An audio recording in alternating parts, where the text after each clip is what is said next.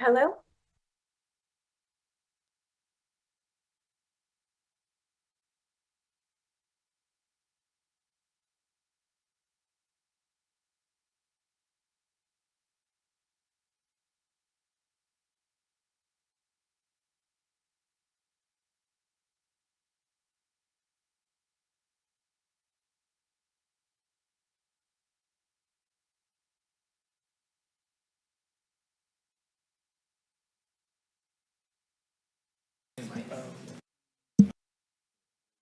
Yeah. Green is go.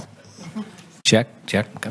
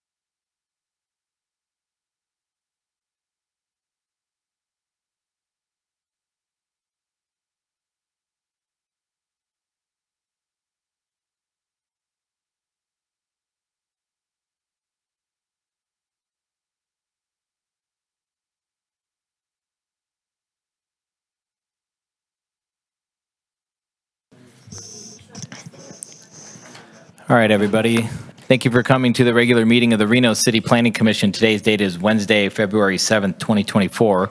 We'll start it off with the Pledge of Allegiance. Commissioner Belto, will you lead the way, please, sir?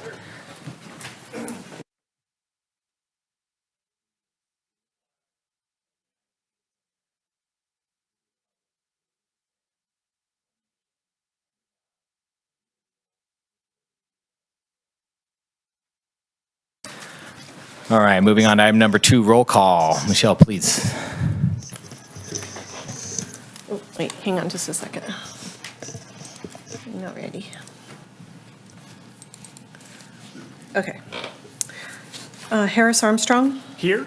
Manny Becerra, Here. Arthur Munoz, Here. Carrie Romeyer, Here. Alex Felto, Here. Sylvia Villanueva, Here. J.D. Draculich. Here. We have a quorum. Great, thank you. Moving to item number 3, public comment. This item is for either public comment on any action item or for any general public comment. For those in the room, if you are waiting to speak on a specific item, we will have that opportunity to do so. Is anybody here wishing to speak in general public comment, Wait, Michelle? can I do this? You may, real quick? sorry. Okay. So members of the public may call into the meeting to provide public comment by using the Zoom link provided on the agenda, specifically https://links.reno.gov/planning02-07. It should be noted for those in the audience that comments are to be addressed to the Planning Commission as a whole. Comments heard under this item will be limited to 3 minutes per person and may pertain to matters both on and off the Planning Commission agenda. Please note that the Planning Commission may not take action upon any matter not agendized for possible action on today's agenda. When you are called on for public comment, please state your name for the record and begin speaking. The timer will begin when you say your name, and you will be afforded 3 minutes. If you are an attendee in the Zoom meeting and would like to make public comment at this time, please raise your hand. Lastly, while in this room, please be respectful. Warnings will be issued by the presiding officer if there is disruptive behavior, and you will be asked to leave chambers if the behavior continues. With that, we did not receive any correspondence, no request to speak forms, and no voicemails. Thank you. Anybody in the chambers wish to speak on general public comment at this time? Seeing none, we will close public comment. Item number 3, move on to item number 4, approval of minutes. Item 4.1, the Reno City Planning Commission regular meeting of December 20th. Commissioner Villanueva, motion to approve. All right, we have a motion. Commissioner Armstrong, I'll second. A motion and a second. All in favor? Aye. Commissioner Rohrmeyer, did I hear you? Yes. Okay. Aye. All right. Minutes approved. Moving on to item 4.2, Reno City Planning Commission regular meeting of January 3rd. Notably, I was not at this meeting, so I will abstain. Commissioner Becerra, motion to approve. All right, we have a motion. Commissioner Villanueva, second. A motion and a second. All in favor? Aye. Aye. Oh, Commissioner Gonzalez will also abstain because I was not at the meeting. okay, great. Go ahead, say Commissioner it again. Gonzalez will also abstain because I was not at the meeting. Okay. Minutes approved, 5-0. All right, closing item number 4, moving to item number 5, public hearings. Any person who has chosen to provide his or her public comment when a public hearing is heard will need to so indicate on the request to speak form provided to the secretary. Alternatively, you may provide your comment when item 3, public comment, is heard at the beginning of this meeting. We'll start it off with item 5.1, which is case number LDC 24-00029 Reno Axe.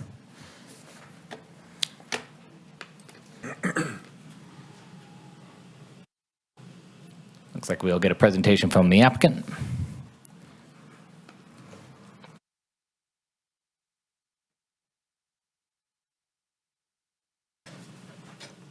Good evening, everybody. This is good. Okay, right on. All right, my name is Alex. The lovely gentleman to my right is Phil. Today we're representing Reno Axe. We'll be talking about existing business operations and addressing any concerns, as well as wrapping this up with some Q&A.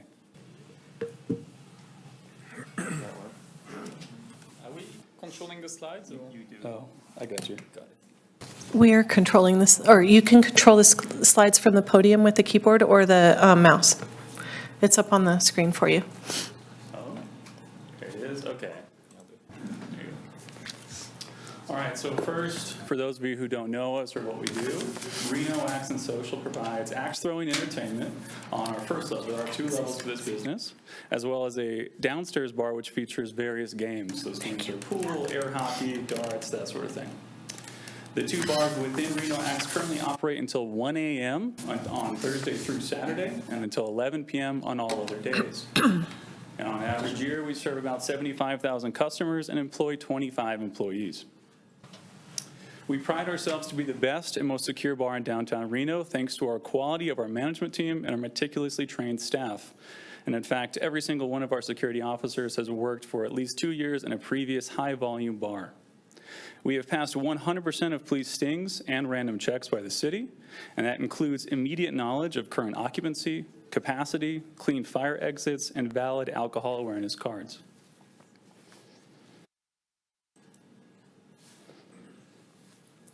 Currently, we are known for being a pre-party bar. What that means is that folks usually come to us as their first stop throughout the evening and then venture out into the night around 10 or 11 o'clock. Our intention with this permit request is to remain busy for only an extra couple of hours. We are not trying to compete with nightclubs in the neighborhood. And in fact, I want to underline that one. We don't want to be a nightclub in any way. We just want a space for our customers to dance and sing like karaoke while still maintaining our fun and friendly culture. The pictures on the right there showcase the downstairs bar, which will have all of this impacted by because the DJ and karaoke is going down there. So we're going to address some concerns that were presented to us, but before I do that, I just wanted to state that we genuinely care about not only the people in downtown, but the surrounding area. We have staff and family that live, work, and play downtown, so it's incredibly important to us that we hear your feedback. And in fact, the next few slides are going to be addressing that feedback. And in fact, this feedback that we received made us wonder if this was the opinion of the majority. So we put out a poll to see if folks wanted to have us operate later. And in fact, the overwhelming majority of the 220 members surveyed was in positive. 84% wants us to operate later and have some live entertainment values. So let's talk about those hours of operation. The feedback that we received is that operating until 10 a.m. is way too long. And I totally agree with that. We don't want to operate until 10 a.m. So we're going to tailor that back to only operate a couple hours longer until 3 a.m. on only Friday and Saturday. All other days of the week will be at closing at 11 o'clock. Noise level. Again, we received feedback that their concern was about music being too loud. The good news is that no one's going to hear that music. For the past 2 years, we've been operating the downstairs speakers at or above what they really should be. But we've received no noise complaints. And when we did our own independent sound study, we found that the outside volume is at the same level as the street. In fact, I can't even hear the music if I put my head next to the door. Again, all of this entertainment is going in the basement. And then the type of music. In our last NAB meeting, a member asked what type of music we'd be playing. We're not going to change what we're doing already. It's working. We want to stick with that upbeat house, rap, top hit, reggae kind of stuff. We're not looking to have any aggressive type of music. The next concern is drunk people and, again, noise level. We already discussed our hours of operations, and between us, we tried to understand why people might be outside downtown area just being noisy. We came up with 4 reasons. They're going from one bar to another, they're walking back to their apartment, or they're deliberately being loud without a purpose. Now, I can tell you in the 4 years that I've been at Reno Axe, it's extremely rare for me to see people that are loud without a purpose. And then lastly, they're getting a ride or they're getting some food. At Reno Axe, we want to help with all 4 of these. We want to operate later and thereby reduce traffic outside, because those same people that would normally be out carousing are going to stay with, oops, I'm sorry. My bad. Instead of being out and about downtown, they're going to be staying with us until about 3 o'clock. And I don't know how many of you stay out until 3 a.m. downtown, but that's usually when most people go home anyway. Increased capacity. Now, the feedback was given to us that the increased capacity to Reno Axe will be an issue. Well, the good news, we're not requesting a capacity increase, nor are we expecting more people as a result. Again, the goal of this permit is only to operate for an extra couple hours and provide some extra services to our customers per their feedback. Next concern is cameras and recording. We've heard those concerns. We have an existing camera system in place that is infrared and records activity for 7 days at a time. We can recall all of that information. Next concern is egress and fire safety. For safety purposes, it was asked for us to have an egress and fire safety protocol. Totally agree with that. In fact, we've written one up that will be reviewed by the appropriate stakeholders within the city that encompasses emergency exits, paths, evacuation plan, and more. Age limits, the feedback that we received is that live entertainment should be restricted to 21 and over. I totally agree with that. All live entertainment will be 21 plus only, and in fact, in current operations, we don't allow anybody under 21 into the business after 10 p.m. And I would go further to say that my staff is extremely trained on how to catch fake IDs and unruly patrons. As a result of that, we have a plethora of fake IDs that we have taken off the streets. Security planning. We totally agree and comply to provide a security plan that is subject to the satisfaction of zoning, code enforcement, and Reno Police. That plan addresses cameras, operations, management, and that includes conflict mitigation protocol and several security staff measures. Moving on, keeping with security. We agree to have 1 security officer per every 50 patrons during the hours of live entertainment. That's a big deal for us. It is a payroll hit, but we are willing to bend and meet that need. Queuing plan. Again, we agree to provide a queuing plan that is in the satisfaction of city planning. And based on the 4 years of experience, we know that we only hit capacity on crawl nights. We all know what those big bar crawls are. It's the only time that we hit capacity. We already have queuing protocol in place, and we'll continue to do this. Sidewalk and curbs. We agree that the sidewalk and curbs should be maintained in a good and safe condition. We will also monitor for trash and other nuisances caused by our patrons to ensure that the abutting sidewalk remains safe and clean. So in conclusion, Reno Axe and Social is, in my humble opinion, one of the best bars in downtown Reno. We house one of the best security teams in downtown Reno, and this fact is evidenced by a perfect sting and city compliance record. Our customers routinely express their gratitude to my team, stating that they feel safe and that they're able to have a good time without fear of confrontation or disorderly conduct. And again, in the 4 years that I've been doing this, we've had exactly 3 fights. 3 in 4 years. Operating for an additional 2 hours on weekend nights, no changes to current business on the weekdays, is a benefit to the surrounding area. Like we talked about earlier, we firmly believe that we can keep a lot of these unruly patrons off the street for longer. And like I said, around 3 a.m. is when people typically go home anyway.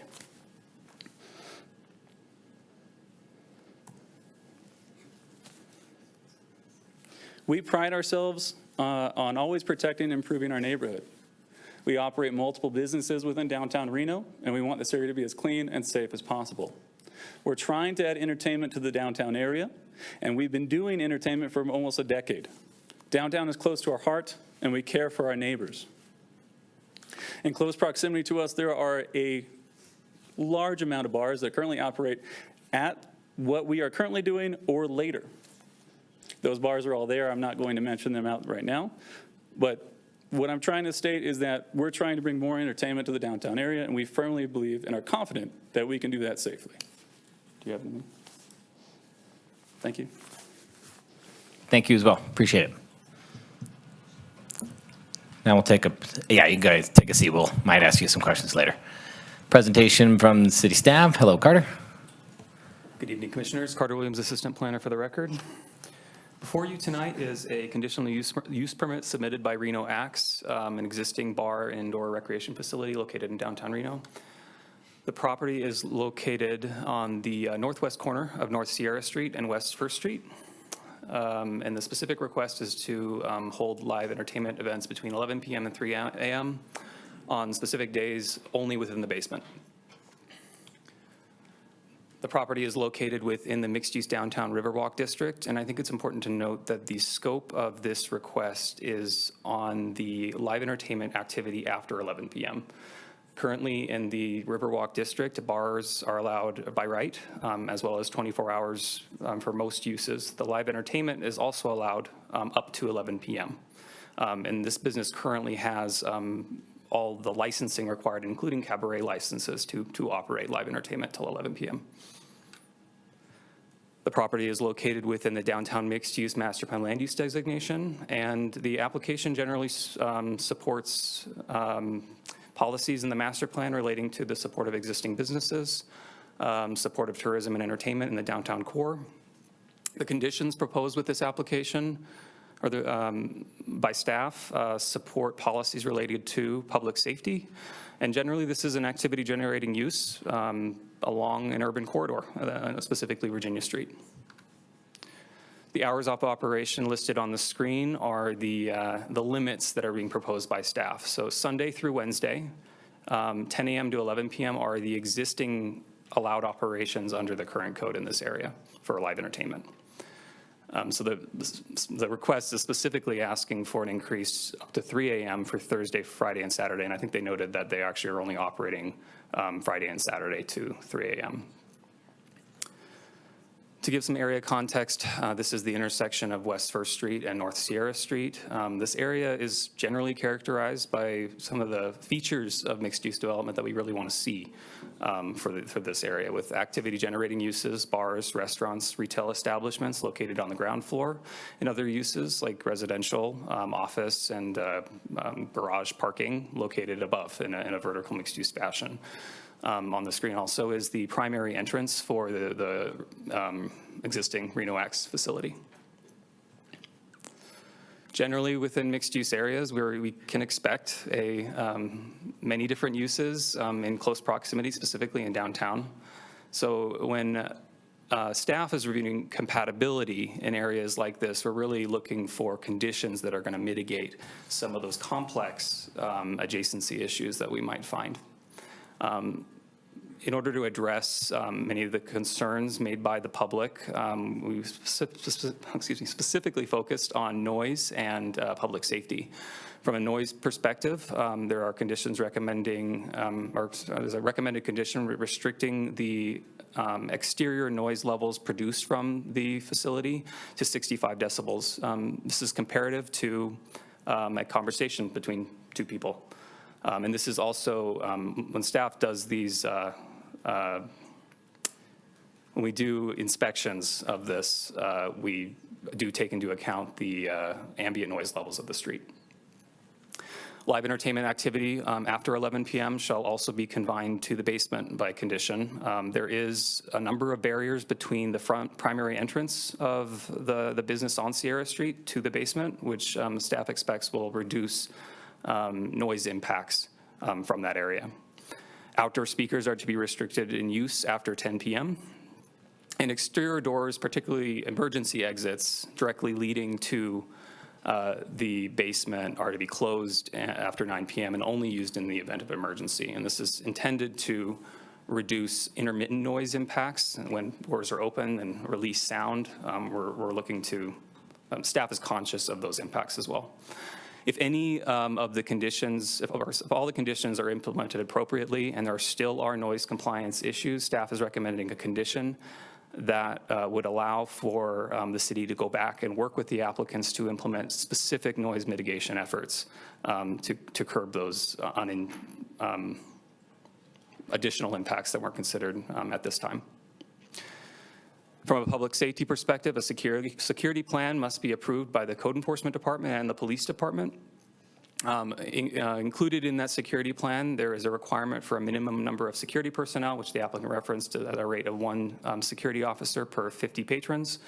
There are some additional video surveillance requirements, both a review of their existing indoor and exterior or interior and exterior camera plan, as well as some retention requirements for just retention of video requirements. In addition to that, we are also requiring an evacuation plan, as this is a high-density use inside of a basement. We have a special attention to the capacity for patrons to leave quickly in the event of an emergency. Queues shall be orderly and maintained through stanchions along the sidewalk, according to that image there, and they must maintain adequate pedestrian access on the sidewalk at all times. On the screen are the findings for a conditional use permit. With the recommended conditions, staff was able to meet all the findings. And on the screen is the recommended motion. I'm available for any questions. Thanks, Carter. Appreciate it. All right, we'll now shift into disclosures from the commissioners. Commissioner Rohrmeyer, please start off. Commissioner Rohrmeyer, I've been to the property. Okay. Commissioner Velto, please.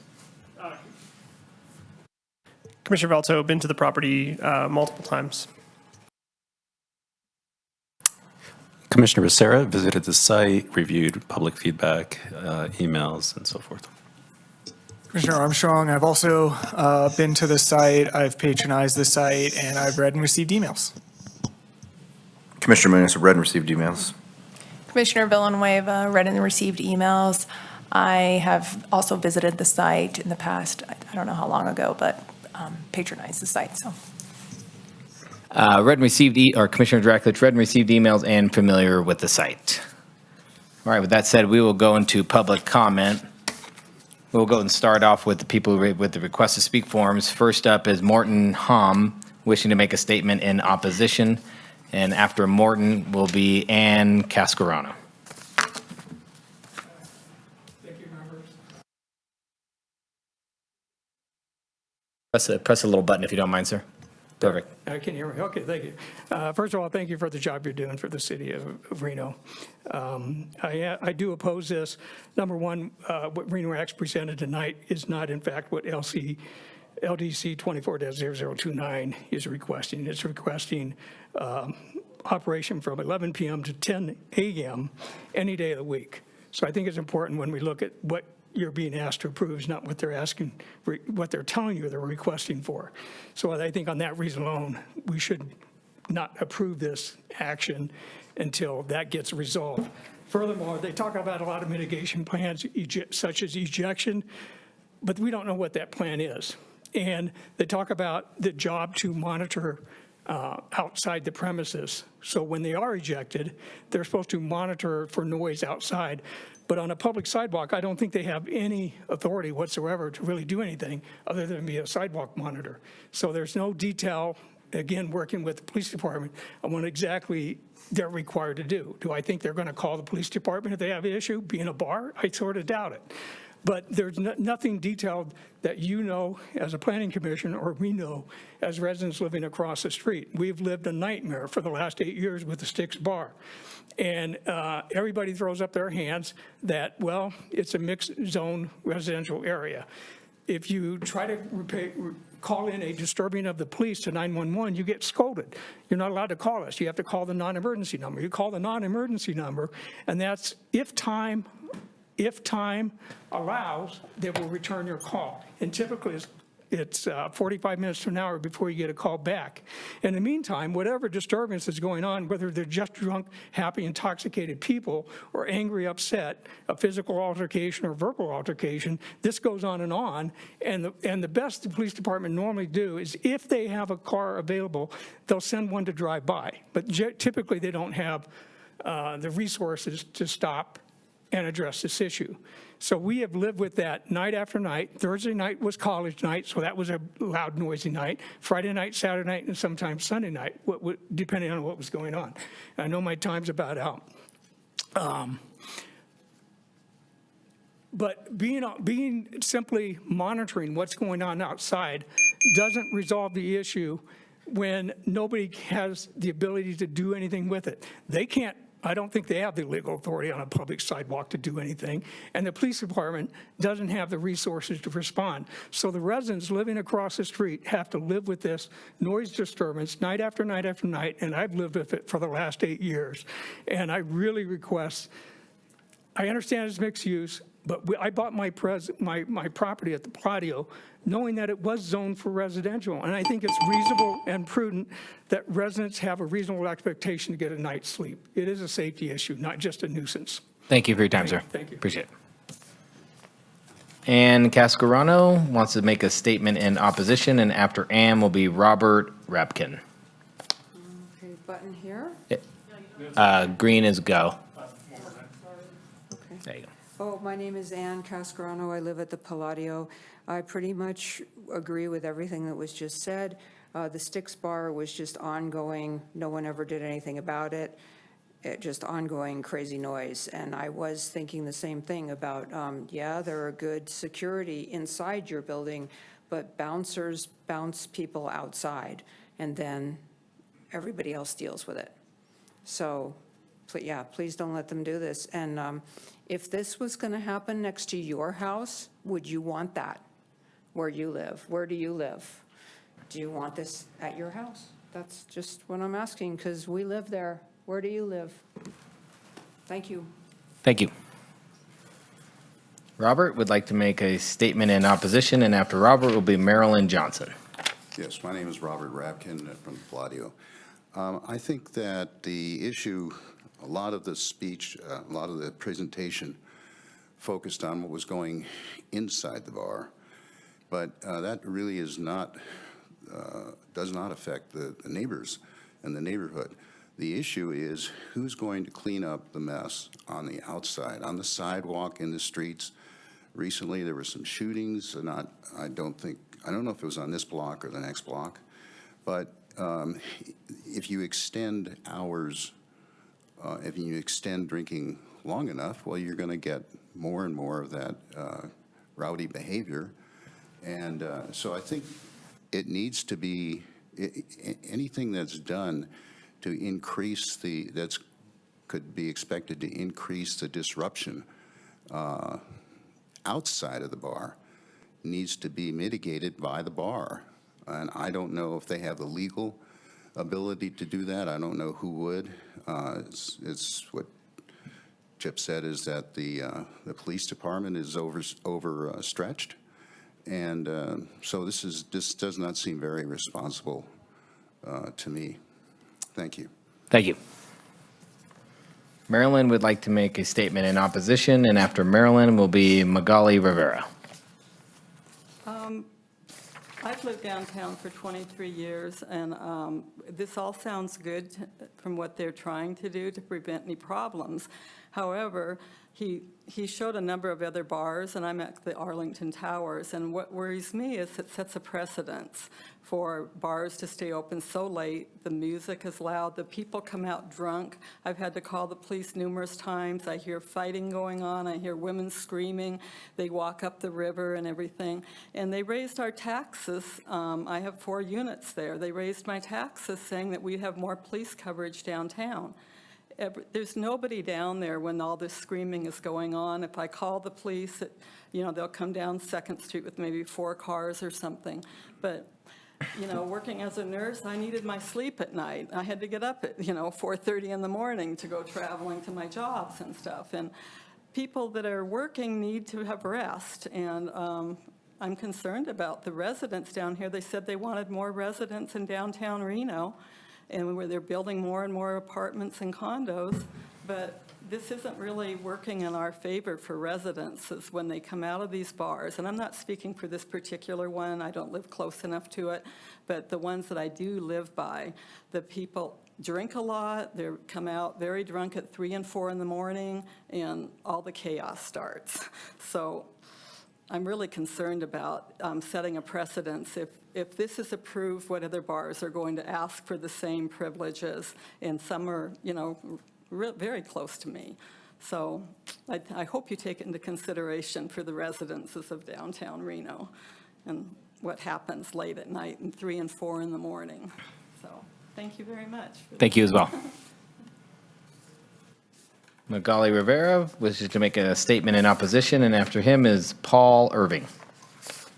Hi. I'm Magali Rivera. I live at the Montage, and my concern is that this is going to set a precedent.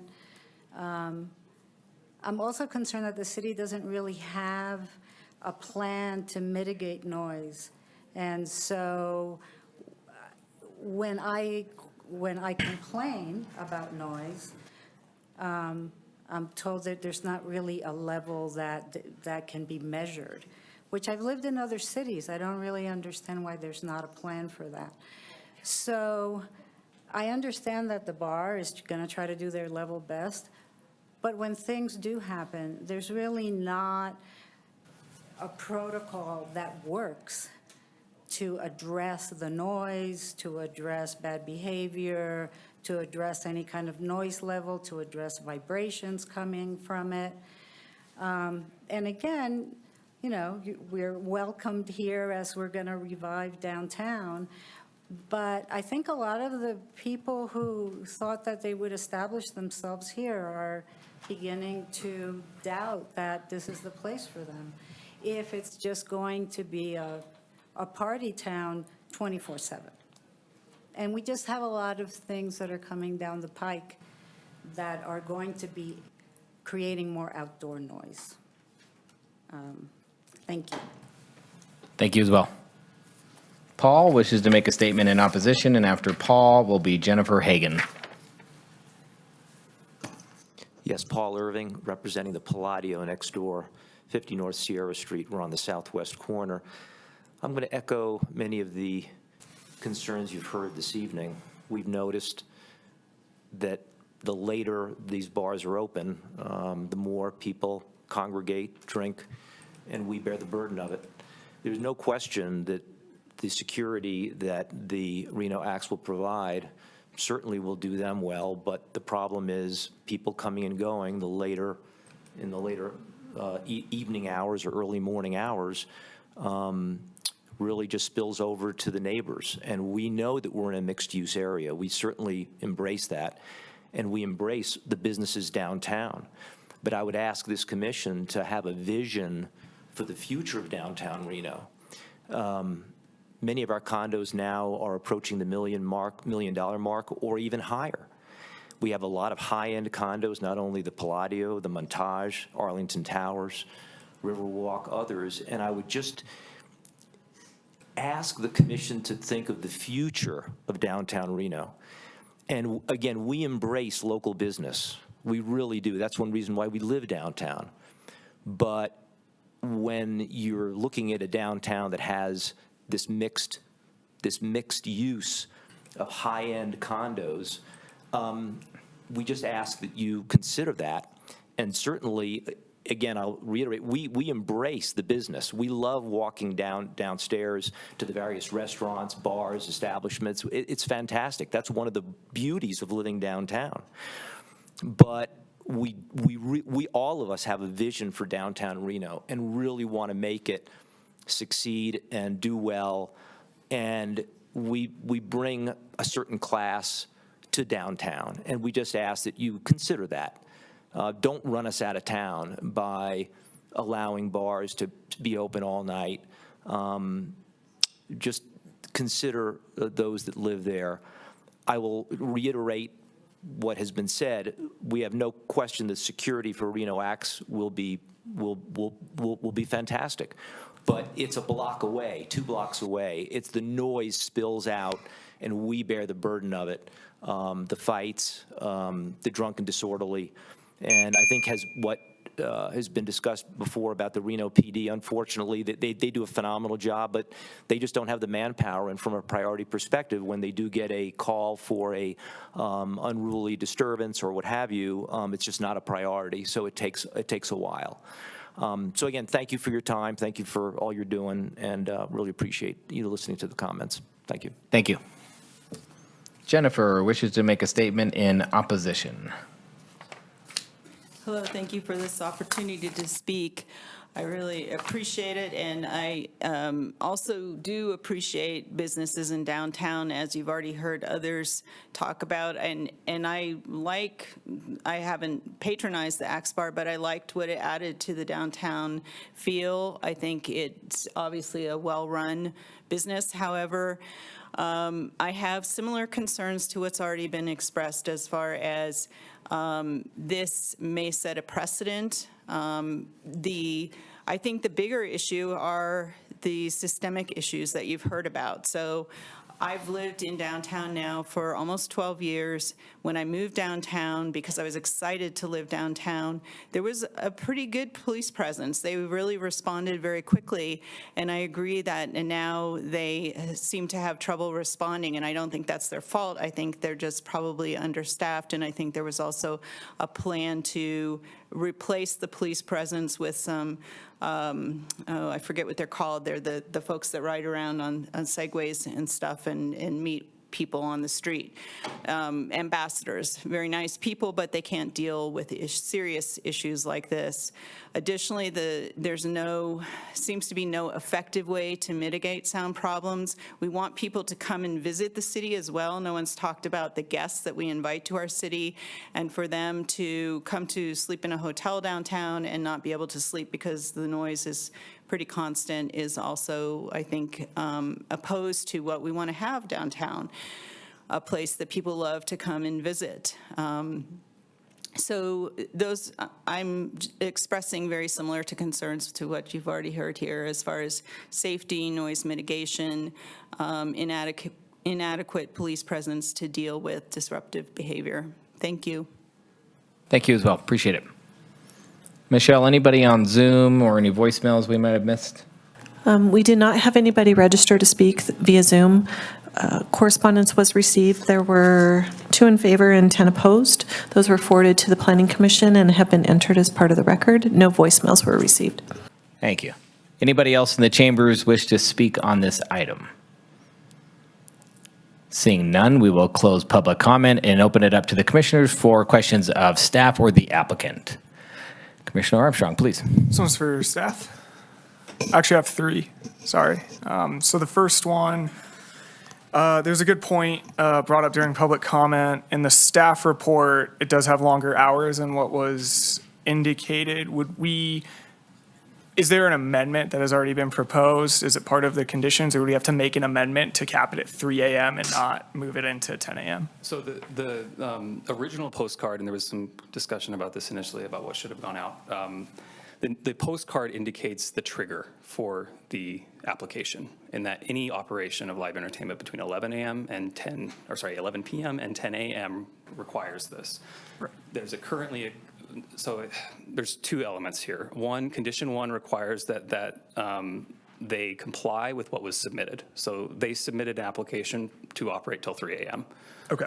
The conditions were on top of that, and then we were recommending a condition to limit it to 3 a.m. So they will not be able to operate past 3 a.m. With those protections. Another thing you had mentioned in your presentation, there's a condition for sort of a triggering event around noise complaints. So if whatever's been implemented as a result of our potential approval, if there's more complaints that would trigger further action, is there a number on the amount of complaints? Like, is it discretionary? Like, how does that work? How does it end up coming back to the city to to request further conditions? It would be, administrative discretion in code enforcement when we start looking at, so that there's frequent noise complaints that go above and beyond what we can control with the conditions. We're able to implement sound studies. I can't really say what that number might be, but I think that our staff is more and more concerned about noise complaints regarding live entertainment businesses. So I imagine we'll develop a consistent pattern,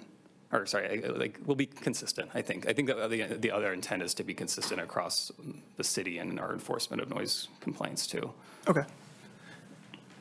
No, I was curious just how that process works, and we've had, I think, similar conditions where it ends up falling on code enforcement. It becomes kind of a code enforcement administrative issue, so I just wanted to make sure I was tracking that. And then my last question is related to sort of the precedent setting. My understanding is that this conditional use permit is available to any bar that operates downtown, and it would have the same set of standards if they wanted to make this ask. So irrespective of a decision that's made today, that conditional use permit is not special to this establishment. Do you see where I'm going with that? Yeah, that's correct. So any bar or any business for that matter, it's not specific to a bar that wants to operate live entertainment past 11 p.m. This process is available to them, and staff and the planning commission are able to look at the specific considerations of the area and the surrounding uses.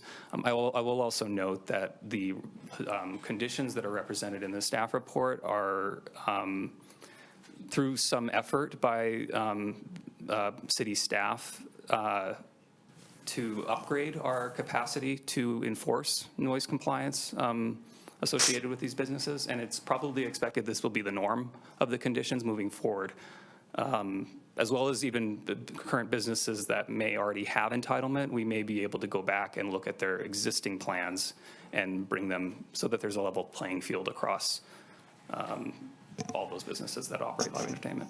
Okay, great. Thank you for that detail. I really appreciate it.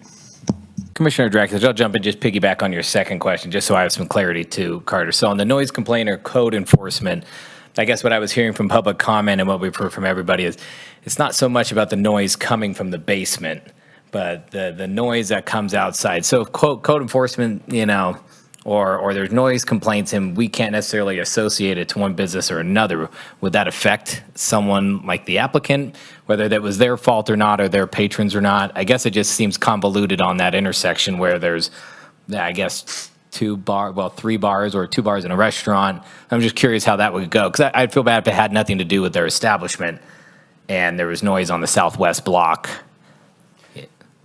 Yeah, so to poke at specific conditions, the one relating to noise, when we do inspections and verify, when code enforcement verifies compliance with the sound level restriction, I think it's evident when you take a device that reads sound, bring it next to the building, go away from the building, go to another bit. Like, there's ways that we can target in where this sound source is.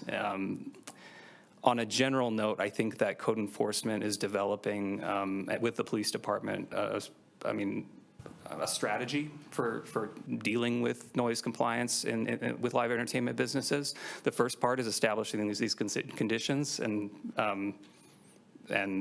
we're actively working to ensure that we are able to comply or implement them across the city. Okay. Yeah, thank you. That clears it up. I guess I just didn't see the issues about being the sound in the basement, but more or less sound pouring out of the bar.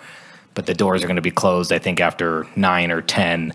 And it sounds like the staff doesn't have any issue with the potential noise coming out of the establishment. Is that somewhat accurate? With the conditions, we expect that those are mitigated. Great. With those, if that's followed, okay, great. Thanks. Commissioner Velto, please. Yes, thank you.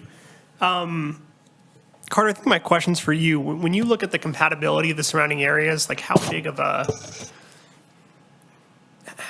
far away are you looking when you're looking at compatibility? So from a sound perspective, which I think is a priority for compatibility in this case, we are looking from, in the immediate area, which is a lot of residential, but our conditions are really the exterior of the building? Is there impacts even beyond that? So from a compatibility perspective, it's less about I think the proximity to other uses. It's more, is any use going to be impacted negatively by this? And like from a sound perspective, like I mean, if you put a sound reader on the wall of the building, is it triggering?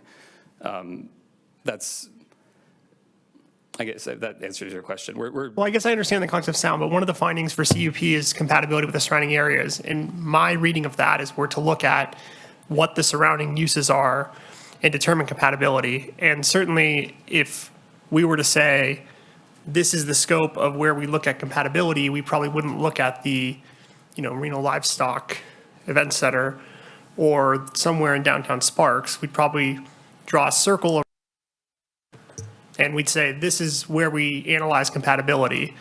Do you have an impression as to what that zone is we look at when we determine compatibility? I think generally when we're looking at downtown, and this is supported by the master plan and the mix of uses, that there is going to be that we're expecting these kind of interactions to occur. So from a compatibility perspective, I think I would defer to the master plan, and that we expect for this, and we need to respond accordingly with conditions that are going to mitigate those impacts. So that's, I think, where staff is coming from. It's not necessarily a question of, is a bar or nightclub in the same building even incompatible with a residential above? It's, are we able to provide mitigation so that these uses coexist together?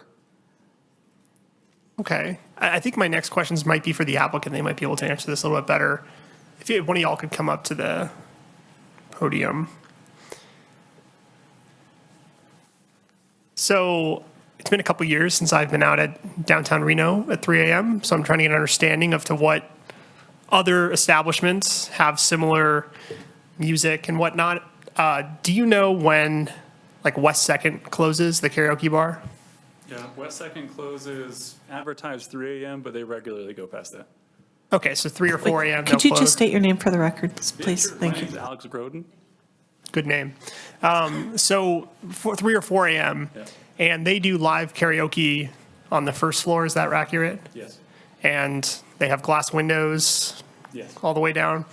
And then for, say, Eden, do you know what time Eden closes? Most of my staff will go there on occasion, 3 or 4 a.m. And One Up? One Up, do they still exist? It's been a few years. They used to go to 3 a.m. with their And then 5 Star. 5 Star regularly later. I've walked by it at 6 and they're still going. And how about Tonic? Is Tonic still open? Yeah, Tonic is still open way beyond 3. Okay, and all of those locations are within a how many minute walk from Reno Axe? 5 minutes maybe. Okay. And I just want to be clear from the questioning earlier, your request is solely to go till 3 a.m. on Friday, Saturday. Yes, sir. And then the other nights would be your typical closing time. Yep, at 11 o'clock. Okay, and it's only to have the live music downstairs, not upstairs. Absolutely. Okay, thank you. And Commissioner Belto, technically Thursday, Friday, Saturday night. My apologies. No, Thursday. you're good. So we're clear. Thursday, Friday, Saturday. Commissioner Rohrmeyer, we don't want to forget about you in virtual land. Do you have any questions? I don't have any questions. Thank Great. you. Yeah. Commissioner Villanueva. Oh, she raised her finger first. Ladies first. Commissioner Villanueva, go ahead. Thank you. I'll start with staff. Okay, so I appreciate the questioning from Commissioner Belto. That was a lot of what I was going to get to. With respect, I do think compatibility is a key factor with what we're looking at here. But before I get to that, I have a couple just questions to help me understand. So with regard to the bars just being open, let's put aside the live entertainment. How late is this bar permitted to be opened with or without, or actually without music? 24 hours. Okay, so it could be open 24 hours even if we don't have music? Correct. Okay. So that kind of helps me understand a little bit about the people outside. So if we didn't have live music, the folks could still congregate outside. Is that, I mean, potentially, yeah. Okay. Because, and how late, this is for the applicant, if you wouldn't mind approaching.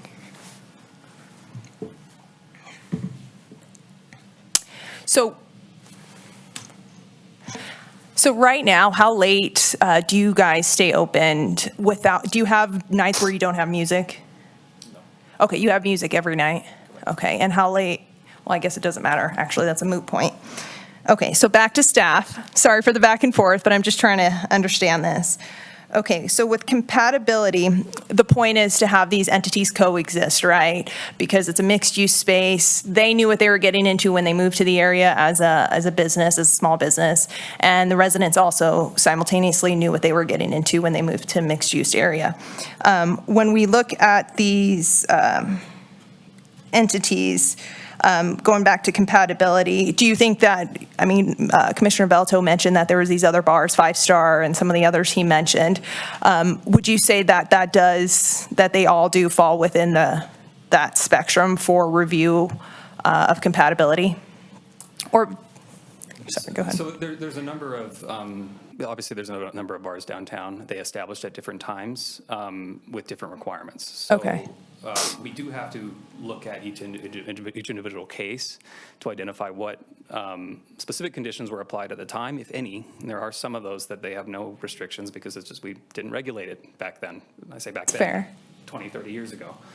So actually it's probably further, but regardless, as new ones come in, we're looking to bring them into conformance. As even new operators, we're re-looking at those original entitlements and seeing if we can apply the same standards to slowly bring each business into conformance with what's, in our view, acceptable in a mixed-use environment. Okay, that's a really good point because you point out how we do it it's a case-by-case basis. So for instance, 5 Star, which is a couple blocks down from the residential units that these, a lot of the public commenters live, versus in this case where it's right next door. I mean, there's the how we look at that's going to be case by case, and in that case for you, when looking at this application, would you say that should be taken into consideration, a next door neighbor versus, a bar that's down the street? So yeah, I mean, I think definitely the closer proximity to residential, the more we should look at those issues that could that from staff's perspective would impact our finding of compatibility. Okay. And then one more, actually, I'll hold off on this one. I'll let other people chime in. Thank you. Sure, great. Commissioner Munoz? Commissioner Munoz, she actually asked and my question was answered. So I'm just going to discussion when you guys are ready. That's why I let her go first. Commissioner Becerra, please. Thank you, sir. I guess for Carter, we've heard a lot of conversation around mixed use and what's allowed and so forth. And I think sometimes it's helpful just to ground ourselves on a vision. Would you mind sharing with us, and feel free to defer to maybe staff as well to chime in, but what is the vision of downtown? When we talk about mixed use, are we talking, can you paint us a picture of, is it nightlife with folks being able to walk and live in downtown? Is there a quiet corridor within downtown?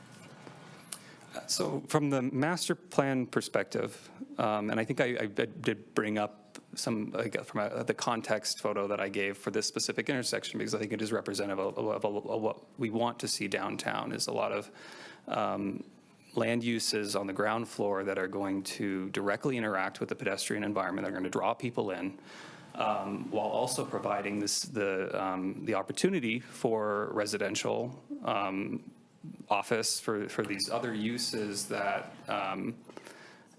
economically support a mixed-use environment, particularly in downtowns.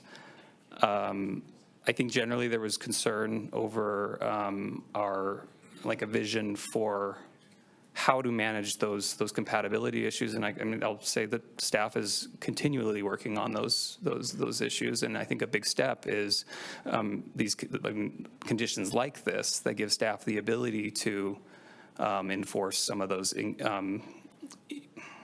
I don't want to call them incompatibilities because I don't believe that they need to be. I think that there are ways to provide symbiosis between different land uses, different ways of life, and different uses for our downtown core. Great, thanks, Carter. I think it was it 31C, the entertainment and tourism factor? Is that the one you were referring to? Yes. Okay. And we heard Sticks Bar thrown around a few times. I personally never gone there or anything, but just for clarity, is it a one-to-one comparison or is it two separate matters altogether? They are two separate matters. The Stick Bar was originally approved under a separate entitlement. It was a different business, and it was a while ago. There are conditions that we are able to implement, and just as I said, when we go and code enforcement goes through and reviews these old entitlements, we're able to identify ways that we can make better those operations so they're not as impactful in the future. Great, thanks. And just one more for you and then one for the applicant. When the city looks into these kind of CUPs, does it also talk with RPD in this case? Because there was a lot of conversation about safety and late night calls, and gather feedback from RPD to get a sense if they're aligned with this, like if they can support the potential uptick in activity and calls and so forth. Yeah, so these conditions were crafted with the consultation of the Reno Police Department. And generally, in looking at the CUPs, there's often a requirement for a security plan that has to be approved by the administrator, and that would include the code enforcement department and Reno Police Department. We just explicitly mentioned it in this condition, and I think moving forward, we'll do that as well. Okay, great. Thank you so much, Carter. May I get one more for the applicant? You may, Commissioner Becerra. Thank you, sir. Hey, great presentation, guys. You mentioned that you were a pre-party location, but where do folks go after the Devil's Hour, 3 a.m.? If you're planning to keep them there, does your model change from a pre-party location to more of a just stay and hang out here? Got it. We see a natural decline in our customer base right around 11 o'clock, and it's usually evidenced by sales anyway. So we're looking to kind of hang on to the smaller group of people that want to remain and hang out. The downstairs bar has a lot of games in it, pool, basketball, that kind of stuff. So it's, we're just looking to capitalize on that and run a little bit longer. Now, to answer the first part of the question, where do people go? Me personally, I'll go to our bar, but they don't usually operate that long. 5 Star is a great place if there's an event going on. And so we're kind of going down First Street, or we're going to the right. So I don't know what direction it is, out of our building and up Sierra. Okay, great, thank you. And in addition, just commend you for how you run your shop there. I did pop my head in just randomly, and your staff was very welcoming. They showed me around. I didn't even know you guys had a basement, to tell you the truth. And it was a great experience. So if it's anything like that for most folks, then kudos. If things were to move forward, how would you assess if things are working or not, like 2 months down the road, 3 months down the road? Multiple factors, I would say. Obviously, the first one on our end is just revenues, sales. Mm-hmm. Number 2, right away, would be the impact to the neighborhood. Believe it or not, we really care, and that's why we reach out to the HOA and a couple of you guys. We want to know. We want to care and we want to make sure that neighborhood is safe. We have multiple businesses. And you want to make sure it keeps going well. To answer some of previous comments too, like when we do see things outside, we actually do call the police, and they do come because it comes from a business, so it's easier to get probably a faster response. So we do believe also staying late a little bit longer will actually help like the city be safer. Could you just state your name for the record, please? Absolutely. Yeah, thank you. Feel free to. Très bien. Thank you. All right, thank you. Question, Commissioner Villanueva, go ahead. Thank you. This is actually for the applicant. I try to catch you before you sat down. We appreciate it. Get your exercise. Okay, so now that I understand you operate with live entertainment most nights, if not every night, do you more often than not generate a queue outside your business? So we only have a queue only like about 4 nights a year, but also Okay. to maybe like correct one of your statement. We do not have live entertainment right now past 11. We do have music. It's just not a DJ, or it's not someone who actually is here producing the music. So the only thing we're asking here is to have someone potentially playing the music or having karaoke. Karaoke request needs live entertainment license. Okay, and then I noticed in your presentation, as opposed to the staff presentation, you said Friday, Saturday. Because what I'm thinking about proposing is, because we do have to try and coexist in this mixed-use space, and as I indicated earlier, you all knew that it was a mixed use and vice versa, they knew, and so we do have to make it work in a way that makes sense for everyone. So would your business be open to only Friday, Saturday, if we did give you that extension to 3 a.m. Instead of Thursday? And the reason I ask is because Friday's still a work day for many people, and, you know, in order to really make this work, I think if we take that into consideration, I think that'd be a good compromise. So it seems like, yes, you're nodding. Okay, thank you. Yeah, definitely. Absolutely. No further questions. Great, no problem. Looks like we might want to shift into discussion. Commissioner Belto, please. So I'm in support of this as it's proposed by the city staff. I think when we look at the surrounding areas, it would be unfair for us not to permit this type of use. I think West 2nd Karaoke Bar is probably, in the eyes of the neighbors, 10 times worse than what is being proposed. We're talking about live music downstairs with the doors shut, as opposed to West 2nd Karaoke Bar, which is loud music, very thin glass, and that's a 2-minute walk away from Reno Axe. So I think that there's, I think it makes sense. I can make all the findings, and I'll be supporting what staff has proposed. Commissioner Dracklich, same sentiments. I like it as proposed. I'd hate to hinder a business who could possibly profit and bring, you know, people to their establishment at a time that I think in a district that's still applicable. And I understand the concerns from that, but I like it as proposed. Commissioner Munoz. Thank you, Commissioner Munoz. I think what the Axe is asking for is completely reasonable. I don't frequent downtown often, but when I do, and I've been there late at night, you can find a bar 2-minute walk from this place running till 3 a.m. everywhere. So for us to come up here and say, oh, no, you're the only one that's not permitted to do this, there was talk of a precedent being set. The precedent has already been set. And for us to come in and say, okay, well, now we're going to limit you, when you're not even half as asking or what you're asking for is less than what every other bar has down there already. For us to limit you and say, no, we won't allow this is, in my mind, it is not the spirit of what downtown is. Downtown is business-oriented. That area it's always been a bar area for the last 25 years I've been here. It is what it is. And by us allowing music downstairs that is not going to impact what we're allowing, the music is not going to impact the area. It's just going to allow this this bar to maybe hold on to its customers a little bit longer and generate more revenue. I think we'd be wrong not to approve this. So, thank you. Thank you. Commissioner Becerra, please. Sure. I echo the sentiments of my commissioners. I'll also be supporting this, but I do want to stress that I empathize with the concerns. But for what it's worth,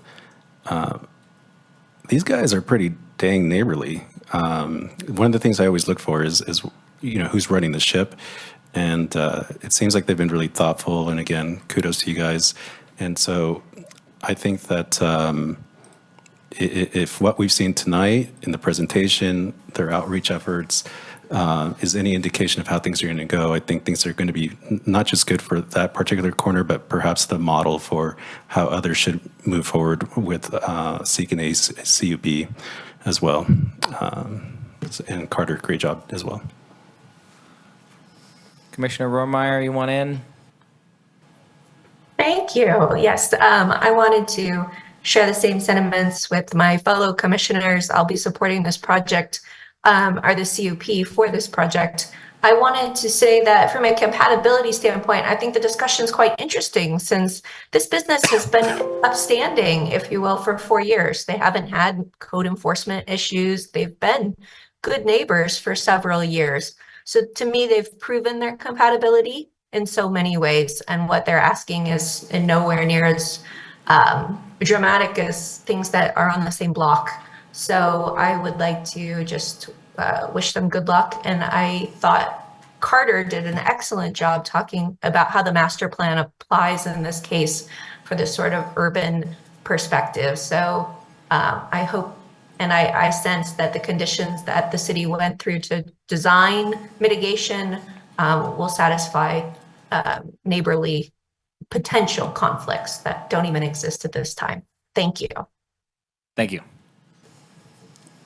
Commissioner Armstrong first, please go ahead.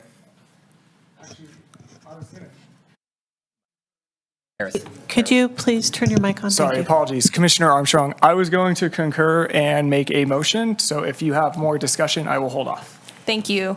Thank you, Chair. So I agree in part and disagree in part. So generally speaking, I think that it is appropriate to grant the extension, but I disagree with allowing for Thursday. Partly because I think, some of the commenters made a good point about the vision and, oddly enough, our next item up is regarding affordable housing and multifamily housing and kind of moving forward with more of that within the city. And so I think we do need to take that into consideration. And as staff mentioned earlier, it is a case-by-case basis. And yes, we do have neighboring businesses such as, and I hate to keep using 5 Star, but that's the only one that I can think of right now, neighboring businesses. But, these guys are direct neighbors. And I think if it's not really a huge deal in my mind if they compromise a little, they have music the rest of the week, and we're going to potentially give them this extension. I don't think it's a huge deal if we say, okay, you get only Friday, Saturday, and then let's give a little to the neighbors. And so for the most part, yes, I agree with some of my colleagues, but I would ask that we only approve Friday, Saturday. And I mean, nothing's stopping them from coming back in the future and asking for that extra day once we kind of see how this goes. But I think it's giving too much too quick, and we can, start with Friday, Saturday. So that's kind of my position. Thank you. Looks like were you going to make a motion, Commissioner Armstrong? Yeah, I was ready to make a motion. In the case of LDC 24-00029 Reno Acts, based on compliance with the applicable findings, I move to approve the conditional use permit subject to the conditions listed in the staff report as presented. All right, we have a motion. Commissioner Valtol, second. All right, we have a motion and a second. We'll go roll call. Michelle, please. Okay. Draculich? Yes. Armstrong? Yes. Becerra? Yes. Munoz? Yes. Romeyer? Yes. Velto? Yes. Villanueva? No.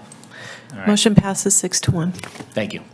Good luck with your business. Could you please read the appeal process into the record? Oh, yep, you got it. Give me a moment. Appeal process. Any final action, not including recommendations or failure to take action by the Planning Commission, may be appealed to the Reno City Council by the applicant, the mayor or a city council member, or any person who is aggrieved by the action or inaction. An appeal, together with fees, must be filed with the city clerk within 10 business days starting on the day after written notice of the action is filed with the city clerk. Thank you all. Have a good night. Thank you. All right, we will now move on to item 5.2, case number TXT24-00001, Title 18 Affordable Housing Initiatives. I'm assuming we're just getting, Ms. Foos. Hello.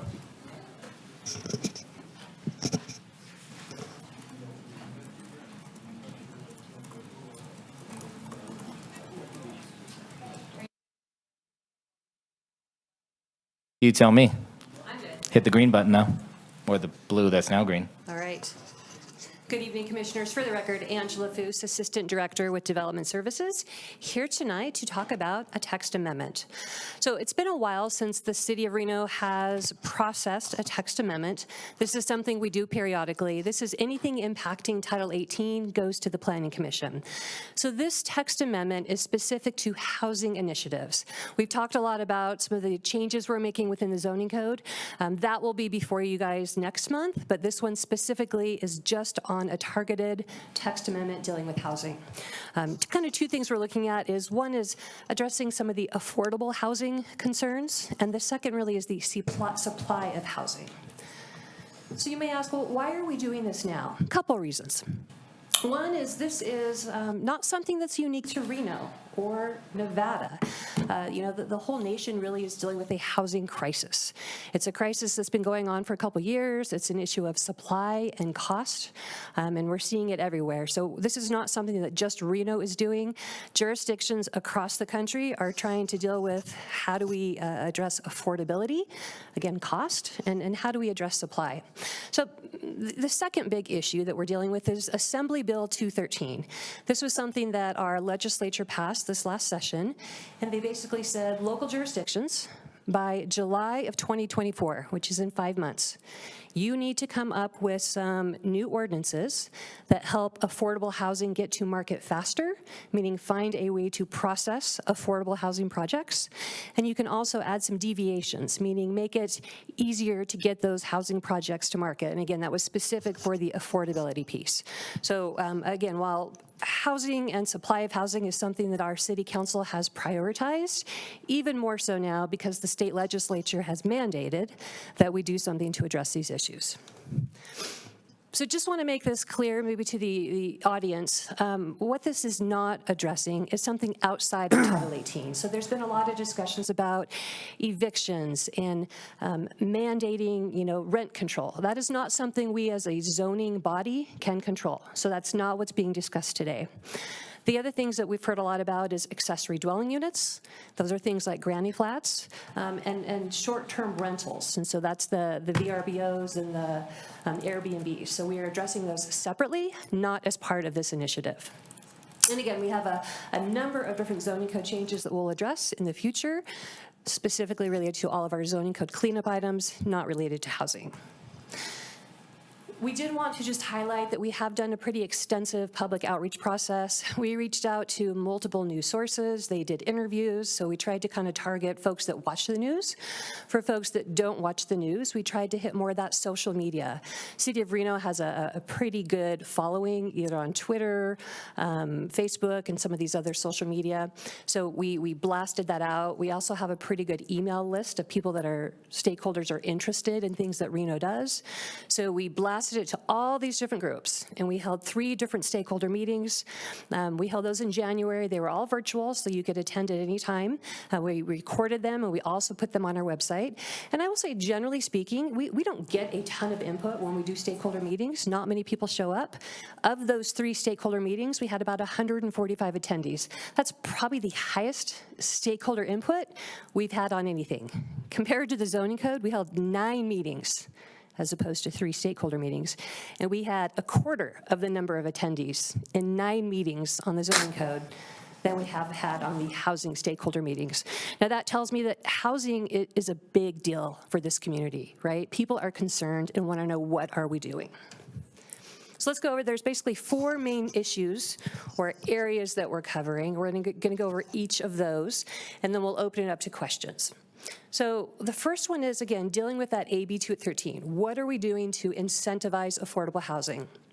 We've come up with some new regulations that really just look at what we're doing now and escalate it up higher. So right now, we have what we call some density bonus regulations. We have parking reductions, things you can do if you have affordability, meaning like some kind of subsidized housing.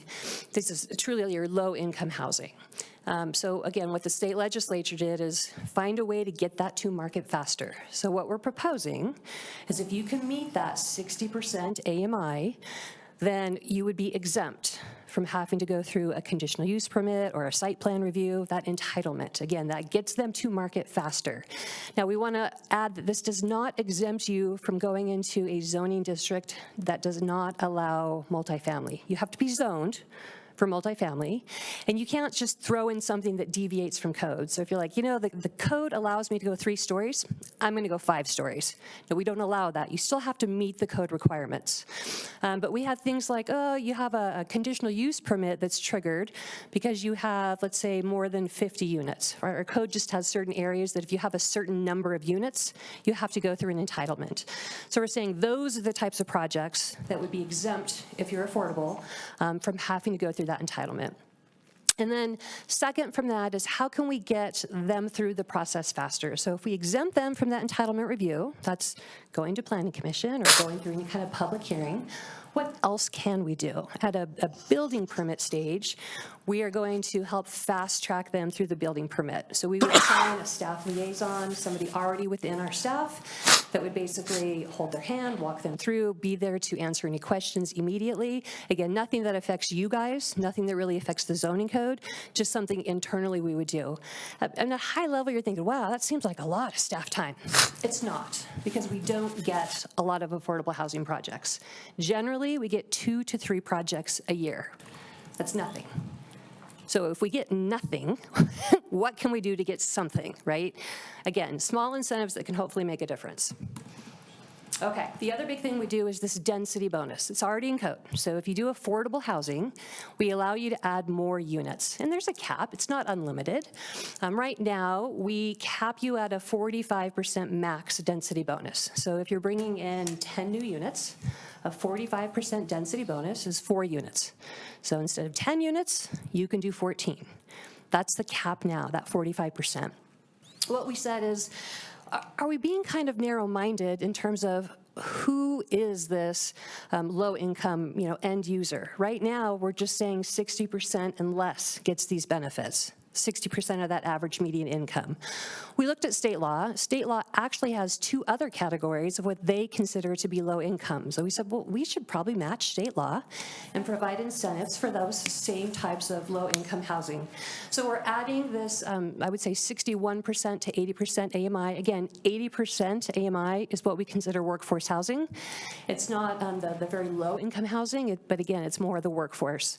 So we're proposing, if you're providing that 80% average median income, you could use that density bonus and get a 45% density bonus. If you're above that and you're in the 80 to 120% of the AMI, we're saying you should still get a density bonus because you're not doing market rate, you're still providing some kind of subsidy. So we're proposing to do a 35% density bonus. We don't typically see those housing projects. I think I can think of one in the entire city of Reno in the last probably 10 years that's provided that 80% workforce housing. So again, not a lot of projects meet this requirement. But if it's encouraging more development to do that type of affordable housing project, great.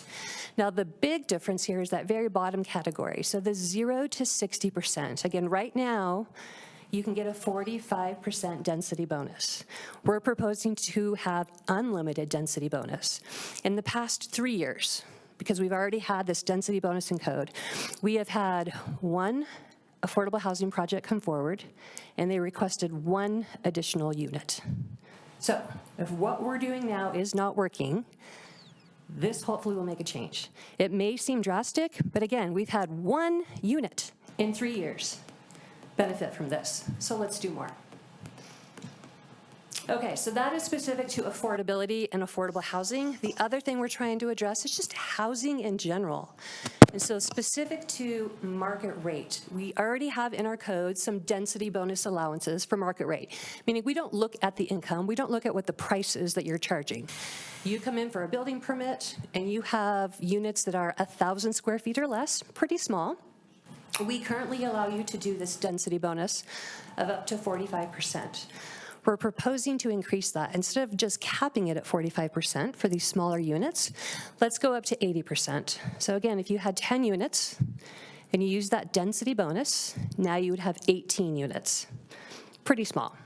Again, we already have this in code that allows for Units that are 1,800 square feet in size or smaller, right now you can get a 15% density bonus. We're going to increase that to 35%. Not big, but a small change. Of the smaller units, again, between 1,000 square feet and 1,800, if your unit sizes are closer to 1,400 square feet, right now you can do a 30% density bonus, and so we're proposing to go up to a 45% density bonus. So generally speaking, is this used? We have had, I think about 7 projects utilize this in the last 3 years, and a total number of additional units is about 60. So in 3 years, we got 60 new housing units on the market in 3 years because of the density bonus. The majority of the projects that use this just need 1 or 2 extra units. You can't go taller than what your height allows, so it's not like you're going to go crazy, but maybe you're limited by zoning only allows you to put in 10 units. You're like, gosh, if I could just do 2 more units, I can make this project pencil.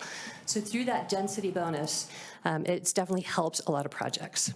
We wanted to give you just some real world examples. Here's an older building that was built in the 80s, and initially they came in with 7 units, and they had a caretaker's unit back when it was built.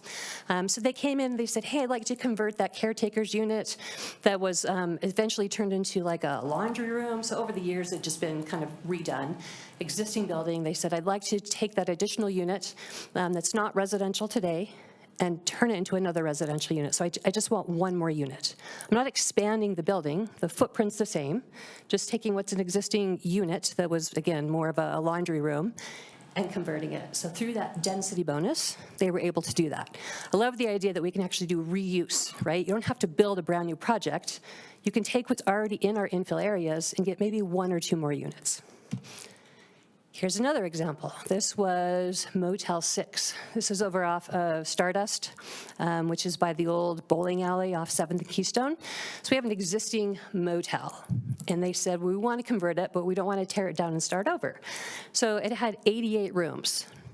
The zoning, actually it had more than that, I apologize. The zoning allowed it to have 88 units, but it had more rooms than that. And they were basically taking each motel unit, right, your room, and converting it, adding a kitchen, making it a living space. So through that density bonus, they got to add an additional 36 units. Basically just took existing motel rooms and converted them.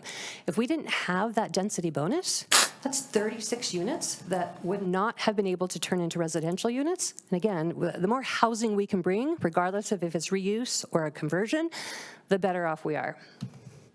And then finally, this is a new build, so I thought this might be of interest to you as well. Small site, it's less than half an acre, and they were able to get 16 units. With that density bonus, they were able to add 2 more. So instead of 16, they got 18.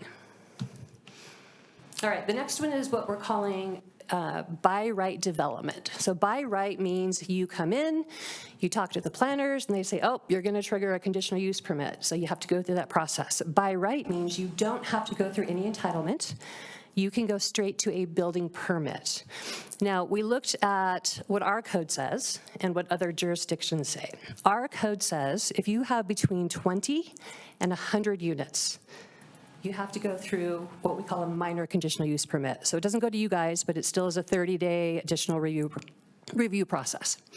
Anything over 100 units, let's say you have an apartment project with 150 units, that would trigger a conditional use permit and go before Planning Commission. So we looked at other jurisdictions: Fernley, Sparks, Carson City, Henderson, Salem. What are other cities doing? This is, I would say, out of the ordinary for what we see in other local jurisdictions. We are unique in that we require a lot of entitlement review where other jurisdictions do not. It is very typical for other jurisdictions to trigger an entitlement over a certain unit, 100 units, 110 units. Many jurisdictions, if it's zone multifamily, just said you can go as many units as you want without an entitlement, just meet your density. So again, because we are more restrictive on that, and because we're trying to help housing get to market cheaper and faster, this seemed like a very easy one to say everybody else is doing it this way but us. Right? This is not unique to Northern Nevada or Southern Nevada. It's unique to us.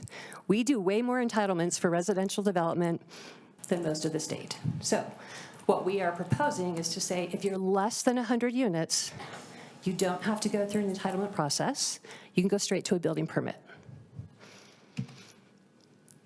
Here's some examples of projects in the past couple years that have triggered some kind of review, right? So these are projects, just to give you an example of like, what are we talking about? So Vesta Apartments, this is one that's being built right now.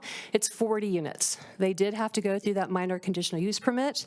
It tacked on another probably 3 months to their whole development timeline. And I will say too, the challenges that we hear from developers is, hey, time is money. Have you seen interest rates? It's out of control. If these projects had been able to go to market faster, you know, the price that they could build this and the price that then they could rent is drastically different. Another one there at the middle there is the Fairview Apartments. So 14 units, and they ended up triggering a public review process. The one on the right, brand new again, Grand Canyon Apartments, 18 units, pretty small development, but it had to go through that additional review process. All right, and then our final one is what we call the missing middle. This is a term I think a lot of communities are using. It's kind of a buzzword, but it's a thing, right? This is everything from your duplex, your triplex. Really, most of us deal with either apartments or single family, but there's a whole lot of housing product in between, whether it's townhomes, whether it's for rent. You know, there's things that we could be doing to help really increase some of these infill areas and just bring a less expensive housing market or housing product to market. So we looked at what other communities are doing. Just, I think last week, Anchorage, Alaska talked about how they are releasing barriers and allowing duplex, triplex in all single-family zoning districts. So again, if Alaska can do it, why can't Reno? Right now, we allow duplex, triplex, and fourplex. Here's a map in all the areas in green. So this is a huge swath in the city of Reno where we currently allow duplex, triplex, and fourplex.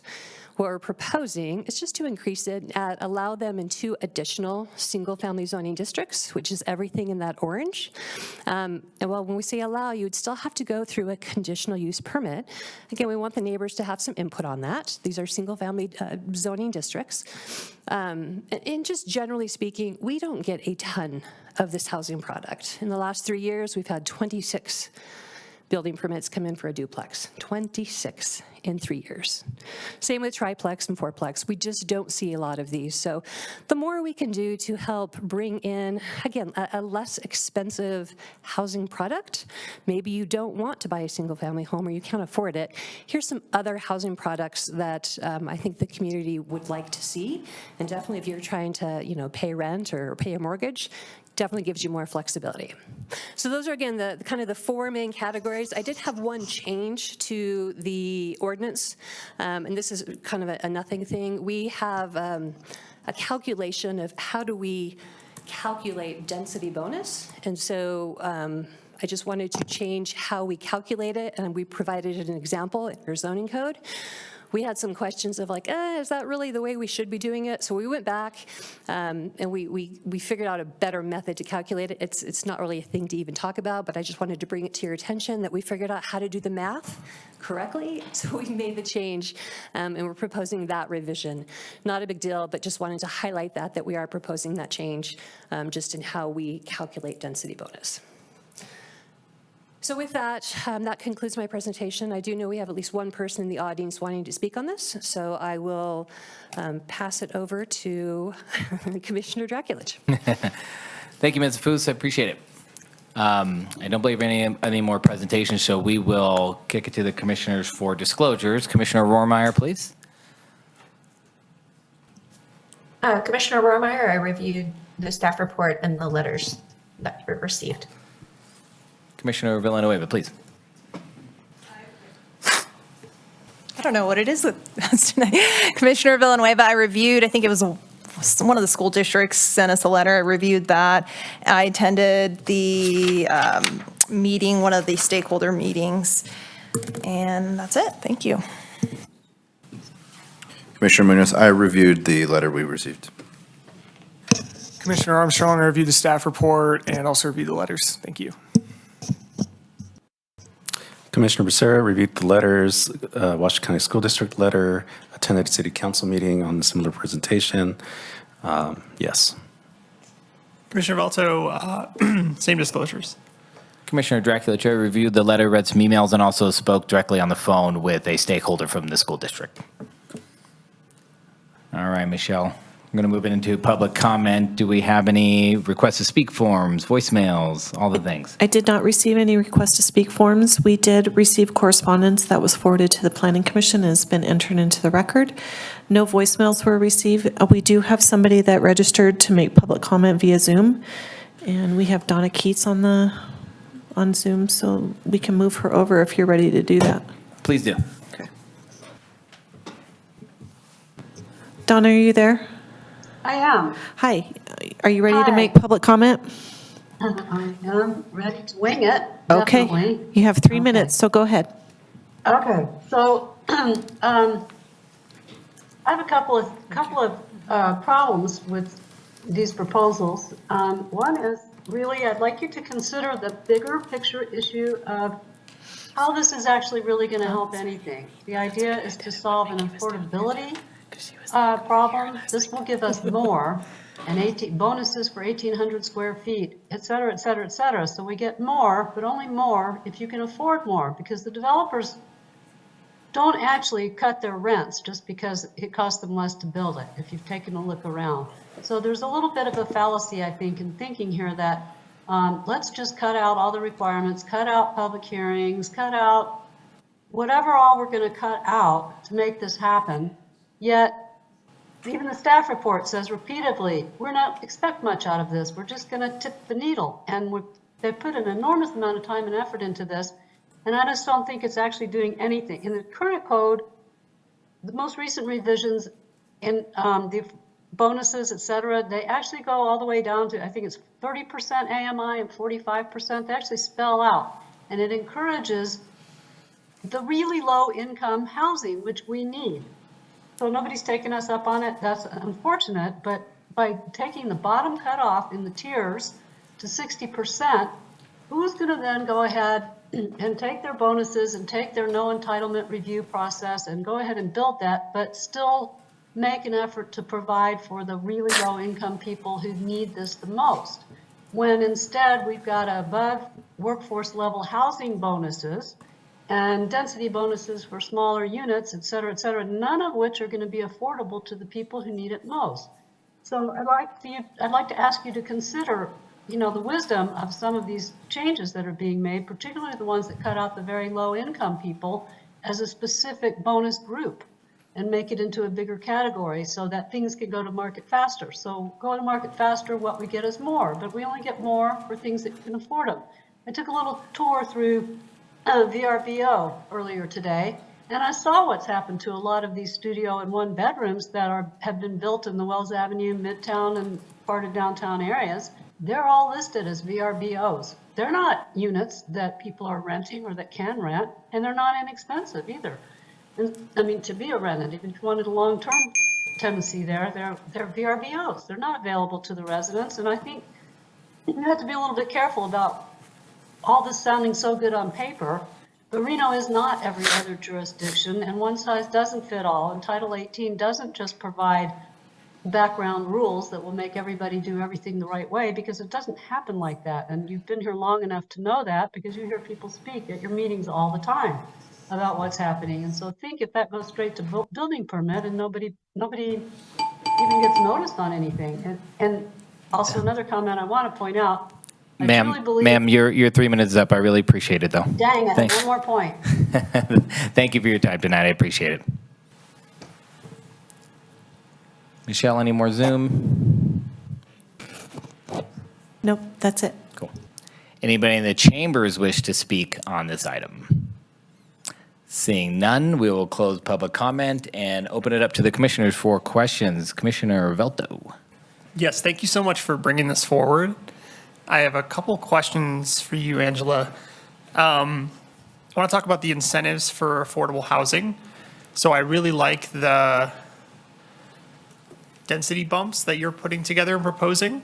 One thing you mentioned, though, is that there's not an accompanying setback or height change. Why is that? It seems like if we were trying to encourage affordable housing and acknowledging that we need more of it, there should be more lenience within the zoning code to allow for that housing to grow. And I think it would be good if we were to, consistent with density bonuses, allow for there to be height and setback bonuses to applicants that were developing this. Yeah, that's a great question. I think one of our challenges as we've gone through this process with the stakeholders is how do we preserve integrity of existing neighborhoods? Most of our affordable housing projects are within kind of built environments. You generally don't see them in more of the suburban areas. They're more in these infill areas. And we're always cognizant of the fact that, like, we don't want to completely change the look and feel of where anyone lives, right? So if you have a neighborhood of 1- and 2-story houses, and you're bringing in a 5-story, hypothetically, apartment project with, 200 units, that's going to change that neighborhood. And so we're trying to find that balance between making things more affordable, but not having such a drastic impact that it's going to negatively impact that neighborhood. There are other tools that, these developers, these affordable housing developers can do. So they can always request to change the zoning to something that allows for more height. So for instance, let's say it's an MF14 zoning, right? You're capped at 2 stories. If you want to go to MF30 zoning, you can do 3 stories. If you want to go to unlimited stories, we have a couple other zoning categories that you can do that. So there's other avenues, I would say, to get there, but we just felt it was probably a little too much, and I don't know that we meaning City of Reno, was quite ready to move the needle in a way that could negatively impact the city. So I hear what you're saying in terms of you wouldn't want to give somebody a green light to say just because, we're building this many houses or this many units, we can now build a 20-story building. Correct. But it seems like there could be a middle ground where accompanying a density bonus, there was some sort of height bonus that would allow for at least one more floor. What would that need to be to make it under the hypothetical where there was a density bonus and then you also get more height to allow for another floor? What would that look like? Yeah, no, that's definitely something we could add. Again, we have these kind of different breakdowns of how affordable your project is, right? 60% average median income, 80% 120. We could propose that if you are meeting some kind of affordability, you could go up a story or 2 stories, and we would just allow that as part of a kind of a special deviation that would be allowed by right if you met that affordability. And I would say the challenge, to your question is every zoning district is different. So depending on which zoning district they're in, may not be an issue because a lot of our zoning districts do not have height requirements. But a lot of our more residential projects are in our multifamily zoning districts. So they're typically capped at the 3 stories. But we could definitely build something into the code that says we could allow you to go up 1 additional story, again, if you meet these affordability requirements. And we do require that you deed restrict these. So, the concern of, oh, well, maybe they're only affordable for the first year. No, we actually require that they deed restrict them for 20 years. You have to be affordable for at least 20 years. Awesome. Thank you. I have a question. I have a few other topics I want to cover. Does anybody have any questions about that? We'll come back to you. Okay. Commissioner Villanueva, please. Ms. Foos, thank you. Thank you for the presentation and working on this. I just have a couple clarifying questions. How many affordable units must there be? Is there like a ratio? So, or does the whole the requirement? Yeah, so it's 60% of the AMI. To be, that's what affordable, that's how we define affordable. How many of those units, so if I have 100 units, 99 units, does only one of those have to meet that AMI, or? No, so the whole project must average a 60% AMI. Most of the affordable housing projects have some kind of a ratio.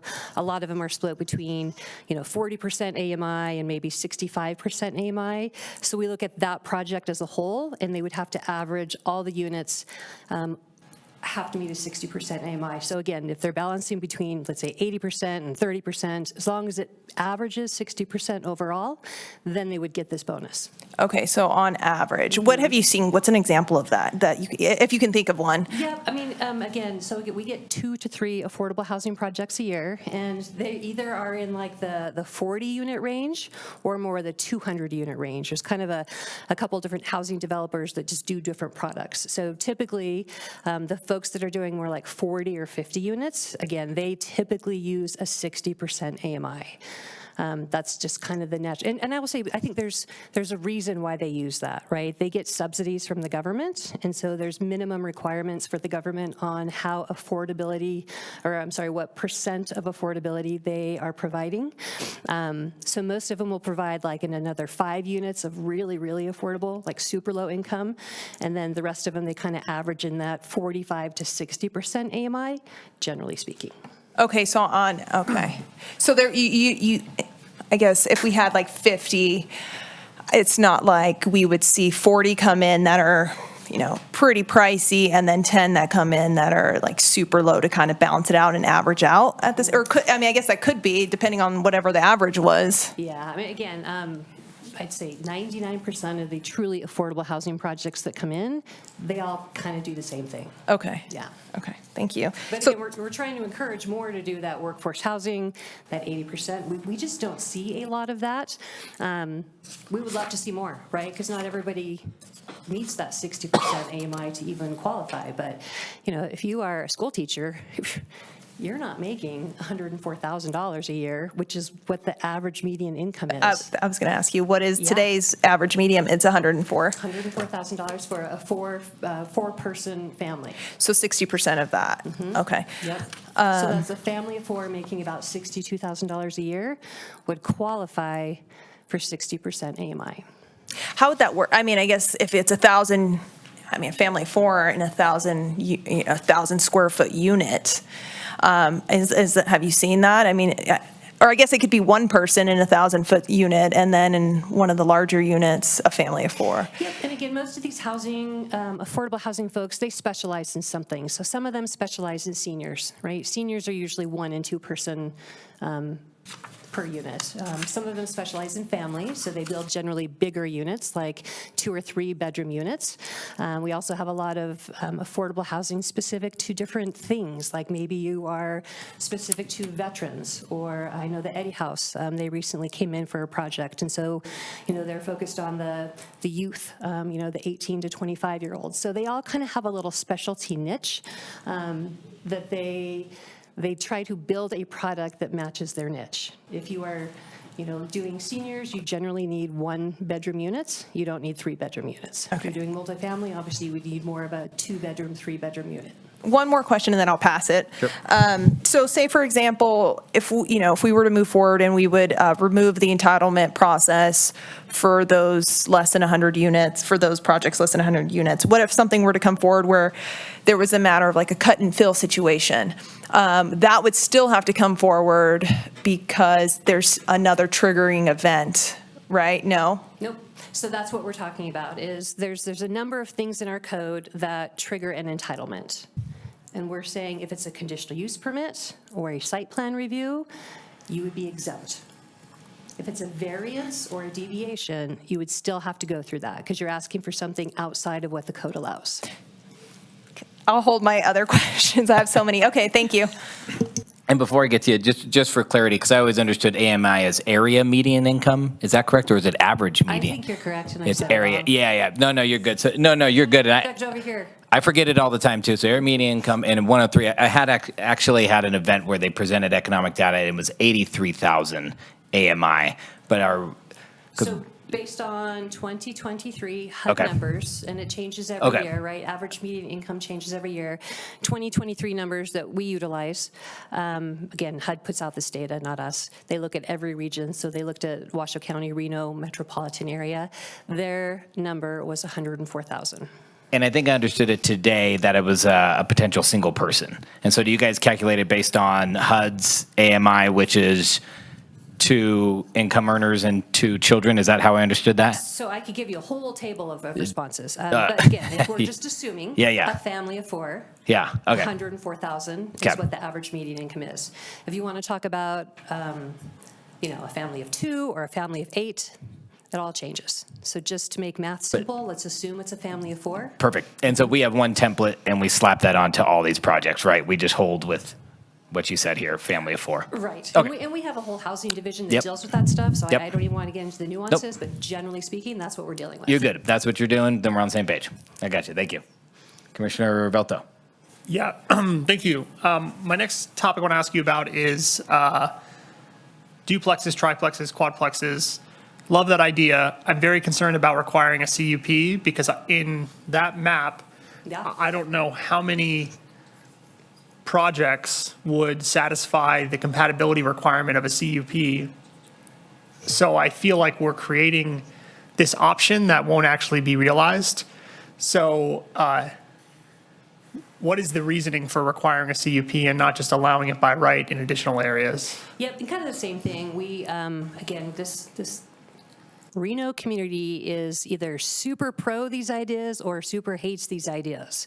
So we were trying to kind of find that middle ground to sync up what everybody hates that we're doing or loves that we're doing and says you should do more or you're doing too much. What are you doing? So our compromise was let's add 2 more zoning districts, 2 more new single-family zoning districts, but still trigger an entitlement. So there's kind of that comfort level of if they do bring it forward and it's in your neighborhood, there's still a chance to go through that public review process.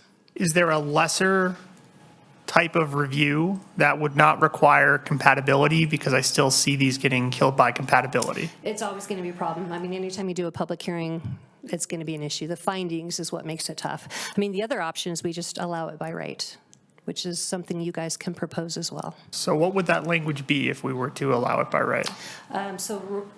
Again, in the ordinance, we proposed which zoning districts would allow duplex, triplex, and fourplex. And so we would just propose to modify that. Instead of triggering a conditional use permit in those 2 new zoning categories, they would be permitted by right. And we may just want to, if you're going to go that route, we have 2 other existing single-family zoning categories that right now you can go through a conditional use permit. So if you're going to allow it by right, you may want to propose to allow it in all single-family by right and not with that conditional use permit. So it would be to amend the proposed ordinance to allow duplex, triplex, and quadplex by right? In the SF3, the SF5, SF8, and SF11 zoning districts. Those are our single-family zoning districts. Tell me why I'm wrong in thinking that this is a good idea. I mean, again, I think our biggest challenge is we want to get something that can pass. And, we have a deadline of July 1st to get something passed in order to meet that legislative mandate. Change is really hard. And anything with housing is a very sensitive conversation. I fully support where you're going, and I would gladly take that to council. I don't have any concerns with that, other than, again, I don't want to go too far down a road and having, 50 people show up and say, oh, this is going to ruin my neighborhood. But again, look at where you could do it today, and nobody's doing it. So we should be doing more of this. I will add that, we talked to a housing developer today, just somebody who actually is doing duplex, triplex townhomes. And he said, why don't you do more of these? Is there a market for these? And they said, yeah, this is actually a huge market, but it's just not something we see a lot of. So it's not really like, in our brain to do it. We do a ton of single family, because that's what Reno does. But there's all these other different types of development that people actually want to live in, whether they're renting or buying. So I think the more we can do through zoning to make that easier, that definitely helps those developers. And again, if there's some great looking products out there. I think everyone just looks at a duplex and says, oh gosh. But here's just some examples, right? These are great, and these would actually fit in with your average single family neighborhood. So I think that's something we can definitely push forward to council if the planning commission supports that. What are the type of, sorry, just one quick follow-up. What are the types of developers that pursue this type of development versus the bigger development. I guess part of my concern with requiring a CUP is that my perception is that oftentimes the people that are pursuing duplexes, triplexes, and fourplexes are more small-scale developers who can't necessarily afford maybe high-powered folks that are able to advocate for their interests. So am I inaccurate? Is this more typically like mom and pop shops that are trying to push for these? I think what we've seen in more recently is it's the smaller infill sites. So, you know, if you're a big housing developer, you're not looking for half an acre to do a couple units. You're looking for bigger property. But this is what we typically see in infill areas. However, that housing developer that I mentioned, D.R. Horton, they are a huge national housing developer. And this is, again, what they're saying is, yeah, we're starting to do more of this.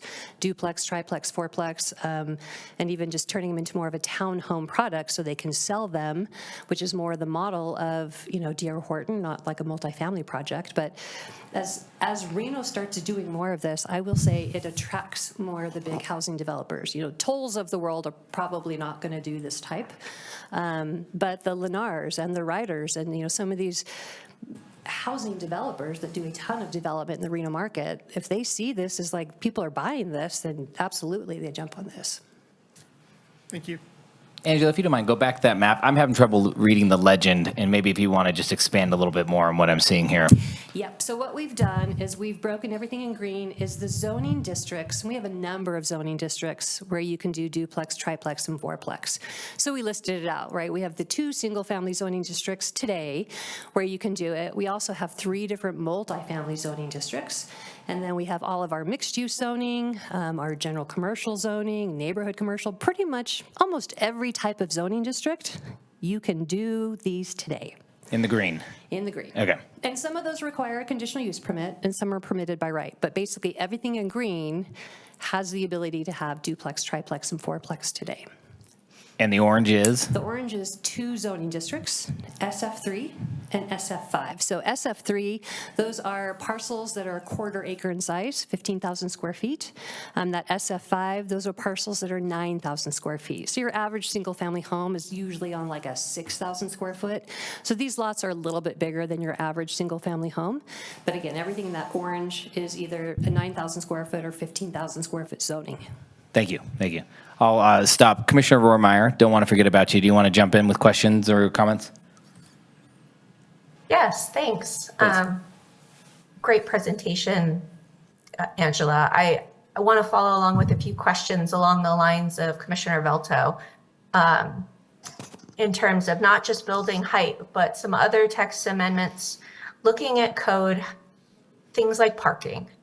I know there are density bonuses, if you will, but sort of reducing parking as an opportunity to build out more land. Where are we on just getting rid of parking potentially for affordable housing?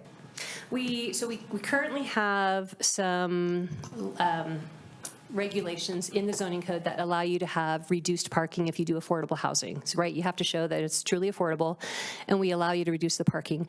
What we also have is the ability to submit a letter that basically kind of shows your need and shows why you can even reduce it above and beyond that. Most of our affordable housing projects don't need parking. And again, they, you know, rinse and repeat. They do this very well. They know what their market is. A lot of them actually build near transit so that people that don't have cars can walk or take the bus. So we are extremely flexible with all of our affordable housing projects, and we administratively have flexibility already built in the code that allows them to reduce parking to something that matches their needs. And then what about these neighborhood plans? Maybe it is time to take a look at neighborhood character in some of these core neighborhoods. The West University comes to mind, Wells Avenue comes to mind. They have things like as you go higher level, you step back. And those kinds of restrictions make it very, very hard to meet the height requirement and get these sort of added density bonuses to achieve those. They're nearly physically impossible. And I've worked for small infill developers who have been up against these challenges.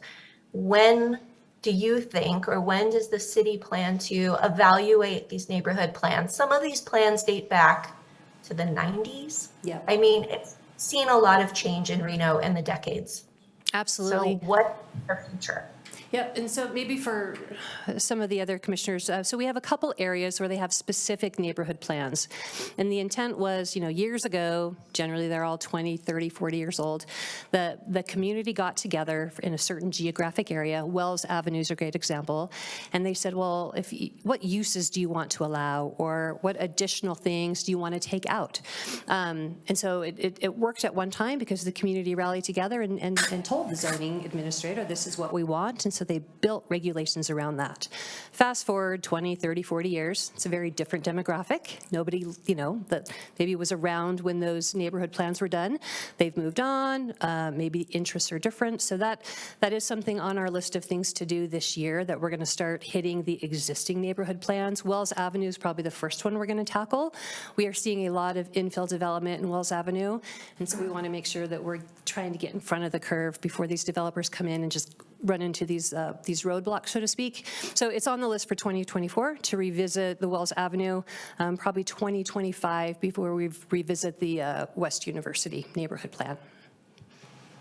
Great, because I personally think you'll see a lot of progress in revisiting those. But I did want to ask too, you brought up change in zoning. What are I know this is a state issue, but if you try to increase zoning, are developers going to butt up against that spot zoning issue? If they try to jump one parcel from like an MF 21 to an MF 30, but there's no other 30s nearby, is that still going to be a barrier? It is. I mean, I would say that I don't know that we have a solution with this housing initiative to address that. In other words, if you've got a neighborhood where everything in it is zoned single family, and you have somebody that comes in and says, I want to rezone this to MF30, would we look at that as spot zoning? I would say we would look at each one on a case-by-case basis. Is it on an arterial? How is the area built? And sometimes we have zoning that doesn't actually match what's been built over the years.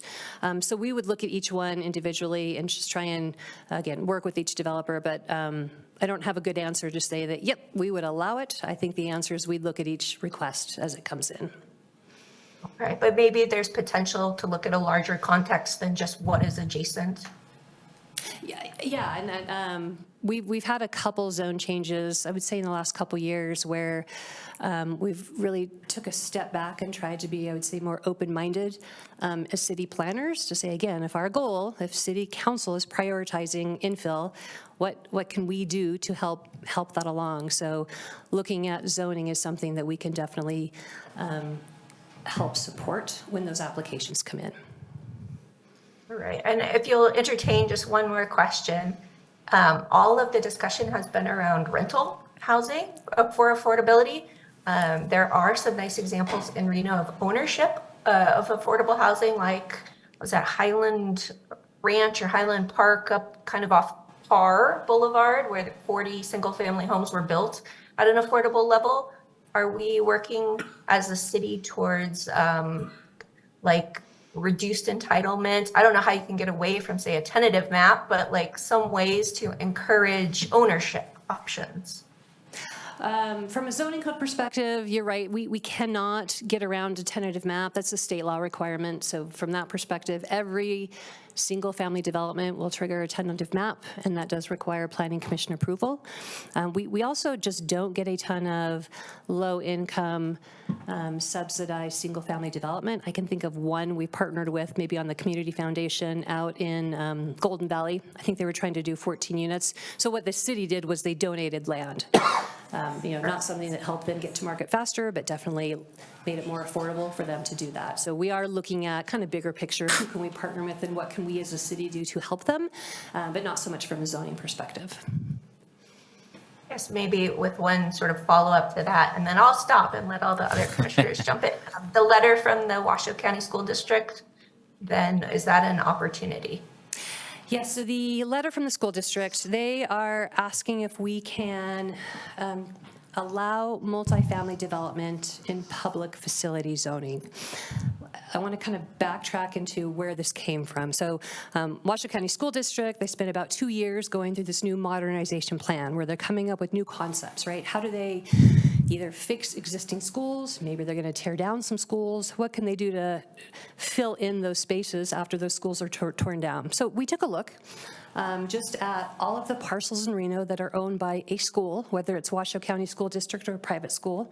We have about 90 parcels in the city of Reno that are school-owned, and of that, there's about 38 that are zoned public facility.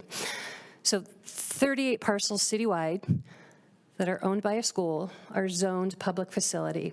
We then looked at the modernization plan, and there's probably about 6 schools that they're looking at potentially tearing down and, kind of reutilizing as something else. So you're asking us to change the entire city policy on multifamily in public facility zoning for 6 parcels.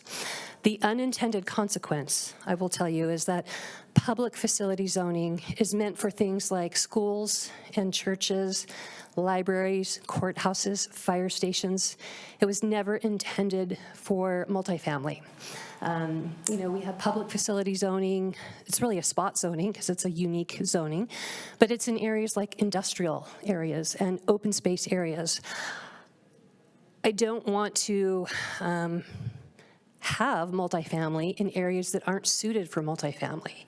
So if you have an industrial area and now we're allowing multifamily where there's no sidewalks, there's no bus transit, there's no access to grocery stores, that's an unintended consequence that as a city, that's more of a burden to us because we're kind of doing a disservice to low income or even multifamily by allowing it in these areas. I said the other concern we have is, we have a lot of developers that try to look for loopholes. And so if they're thinking, I can't do multifamily, what if I zone it to public facility? Because you don't have to tell us what you're going to build on it at a zone change. I'm going to build a church. So I'm going to zone it public facility. And then you sell it, and somebody comes in and does multifamily in an area that's not appropriate at all for multifamily. So I just want to be cautious that while the school district we completely support, it's 6 parcels that we're talking about, right, that would be public facility zoned that potentially you want to use as multifamily. I do have another path forward for them. If they don't want to pay for the zone change and go through the process, they can ask City Council to initiate a zone change. And City Council will then tell staff to do it. So the path forward, if they want to do a zone change and not have to pay for it or spend the time and resources, is to ask City Council to initiate that change, and then we do it for them. Again, that's a citywide change, policy change to allow multifamily and public facility zoning. We have 300 parcels in the city zone public facility. They are not ripe or appropriate for multifamily. We'd have to look at each one on a case-by-case basis. So just be careful of those unintended consequences when, again, we're talking 6 parcels that the school district has potentially to use for multifamily. So no, I don't recommend that we do that change. All right, you good, Commissioner Rohrmeyer? Yes, thank you. All right. Commissioner Villanueva. Thank you, Chair. So I'm looking at one of the revisions. It's there's no page numbers. Let's just, looks like it's section A3. B, and we're looking at multifamily. So this is M14, multifamily 21, 30, and C and GC. And are you there? Okay, great. And you see the top number 1, it's been strike through. And this is, of course, what we've been talking about. But I think we've been talking about it in the context of affordable. This doesn't say affordable. It just says multifamily. So does this mean any multifamily, affordable or not affordable, would not have to be subject to the entitlement process? That's correct. This would be universal, citywide, those zoning categories that you're looking at. That's our multifamily zoning, our neighborhood commercial, our general commercial, professional office. Right now, we trigger a minor conditional use permit if they're between 20 and 100. We're saying delete that and allow multifamily development to go by right, straight to building permit. You still have to meet all our code requirements. You're not circumventing building code or zoning code. You still have to do all that, but you would not have to go through that public hearing process. Whenever triggered, right? Because there are certain things that would trigger a review process and. So, correct. I mean, that specific to all development, regardless of affordability, we're saying strike that particular regulation that says less than 100 units right now go through that minor conditional use permit. So if you triggered, let's say, a conditional use permit for grading, you would still have to do that. You would still have to come forward for Yes. that? Okay. Now, the other question you brought up was related to affordable housing. For affordable housing, you would okay. not. We're saying you get a pass, you would trigger no entitlements because you're affordable and go straight to a building permit. Okay, and in this case, it's not specific to affordable, it's just multifamily. So you would not have to, so it's removing the minor conditional use permit. If anything over 100 units would still be a conditional use permit, so we're not proposing to change that. Yeah, over 100. It's just that less than 100 that we're proposing to go back to a building permit by right. What, can you give me, and I'm trying to think of one, the only one I could think of was like grading and cuts and fills. What's another thing that would ultimately trigger a review by us? Yeah, generally the ones that you guys see is the grading, again, that, cuts and fills. Typically, that's the big one that you guys see. I'm trying to think if there's anything else. I think if you, major drainage ways would trigger a review. If you're, touching a major drainage way, any kind of significant hydrologic resource, you don't see a lot of those. So regardless, then, so just because they don't have to come forward to develop, their 100 units or 99 units, if something like that were to exist, a grading issue or something else, they would still have to come in front of us? Correct. Okay. All right, so I'm probably going to have other questions, but I'm going to pass it as I look at that. Thank you. Commissioner Becerra. Thank you. Great presentation, Angela. Just want to start off by thanking the school district for at least reaching out to explore ideas, to at least try to be part of the solution there. Thanks for adding that context, Angela, as well. I was curious, just to kind of level set, how many homes are we behind? Like, what are we trying to catch up to?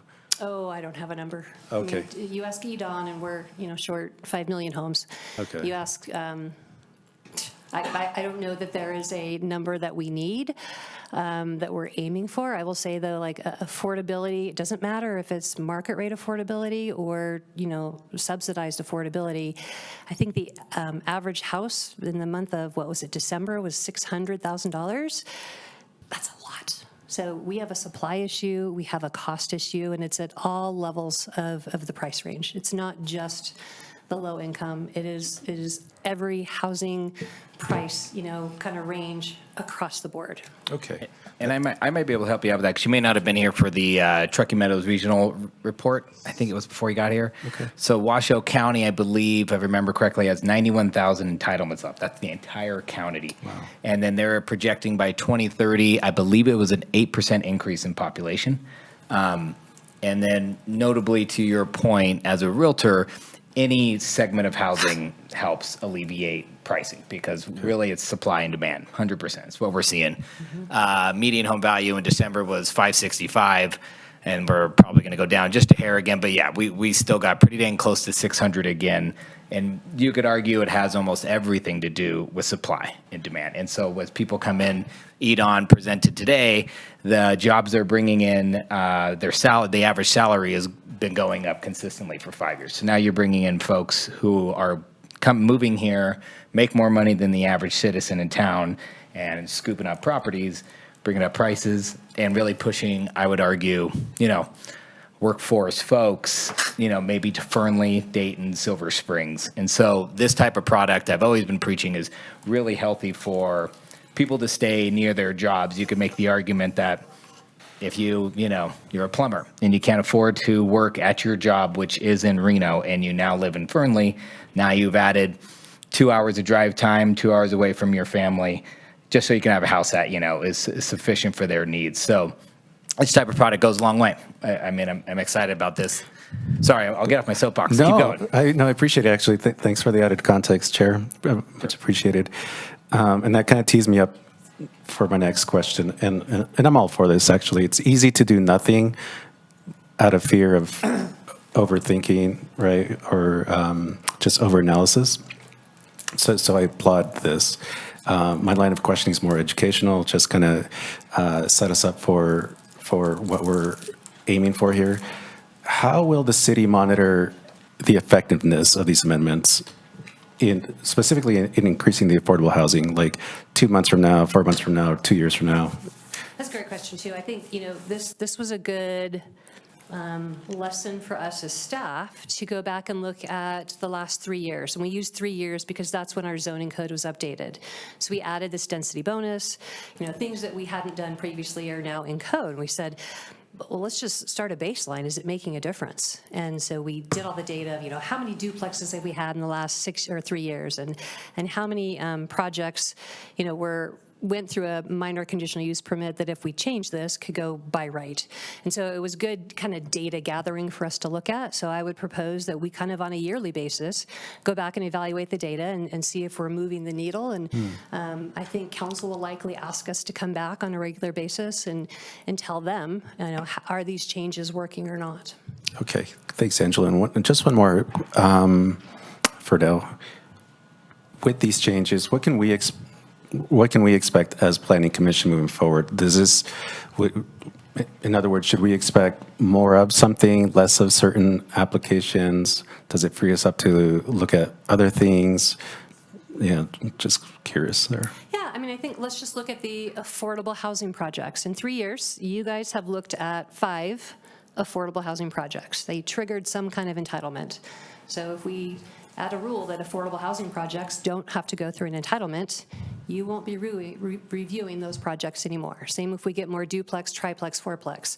They can either trigger a conditional use permit, which you would see, or they can be allowed by right if Mr. Velto's going to make that proposal. So I think you will be reviewing less applications because what we're proposing is less public review because of the time and the money and the uncertainty.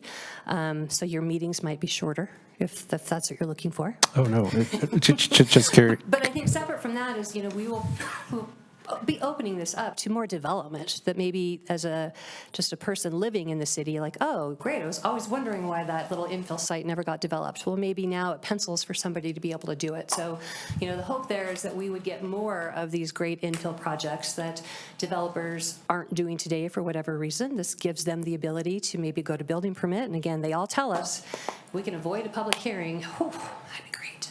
Absolutely. And just wanted one clarity, because you gave an example of the 7-unit apartment complex during your presentation. I want to say they rolled through us, and they were unfortunately denied at the time. But are you saying they benefited from this? So they did use a density bonus as part of the calculation to figure out how many units they can get. Good. Okay, I'm glad. Okay, problem solved. Yep. Great. Discussion? Sure, discussion. Commissioner Villanueva. No, I was going to say I am also ready for discussion, so I will defer for questions. Commissioner Villanueva, you want back in? Green light, green light. Hit the green, there you go. I can see, it's awesome. Are you kidding me? Thank you. Okay, so we touched on this a little bit, but I'm now looking at this part. Section 18.04.905, it's strike through additional standards for multifamily districts. It says any project requiring a conditional use permit in a multifamily district shall have a minimum 20-foot setback. So that's being stricken. What does that mean? What section are you in? Sorry, I spoke quite quickly. So 18.04. Is that in the density bonus section that you're looking at? I don't think so. It's 5 point, or, oh my God, the page number. No. 1804 to 905? Is that? Yes. It doesn't look like it is. Am I missing that? 1804 905. It's been stricken? Yes. Yep. So this is one of those, it's kind of a weird little Easter egg. So it basically says, only if your project requires a conditional use permit, do you have this additional setback but only if it requires a conditional use permit. That just seemed ridiculous to us. Either it's a setback or it's not, right? If it can go by right, it doesn't trigger that additional setback, but if it has to go through a public hearing, then you have to have a bigger setback. I don't really know what the logic was as to why that was even in code. It should be, here's your setback, meet it or not. Not like, well, if you have to go through an entitlement, we're going to give you a bigger requirement for a setback. There's just no logic in our mind as to why that was even in code. So would the setback still exist? You have a setback that's based on whatever your zoning district is. Okay. Yep. Okay, and that, okay, so that would remain in place. And I should say, so this is saying, if you're a conditional use permit, if you're triggering a conditional use permit and you're a multifamily, you need 20 feet from any property line abutting single-family zoning districts.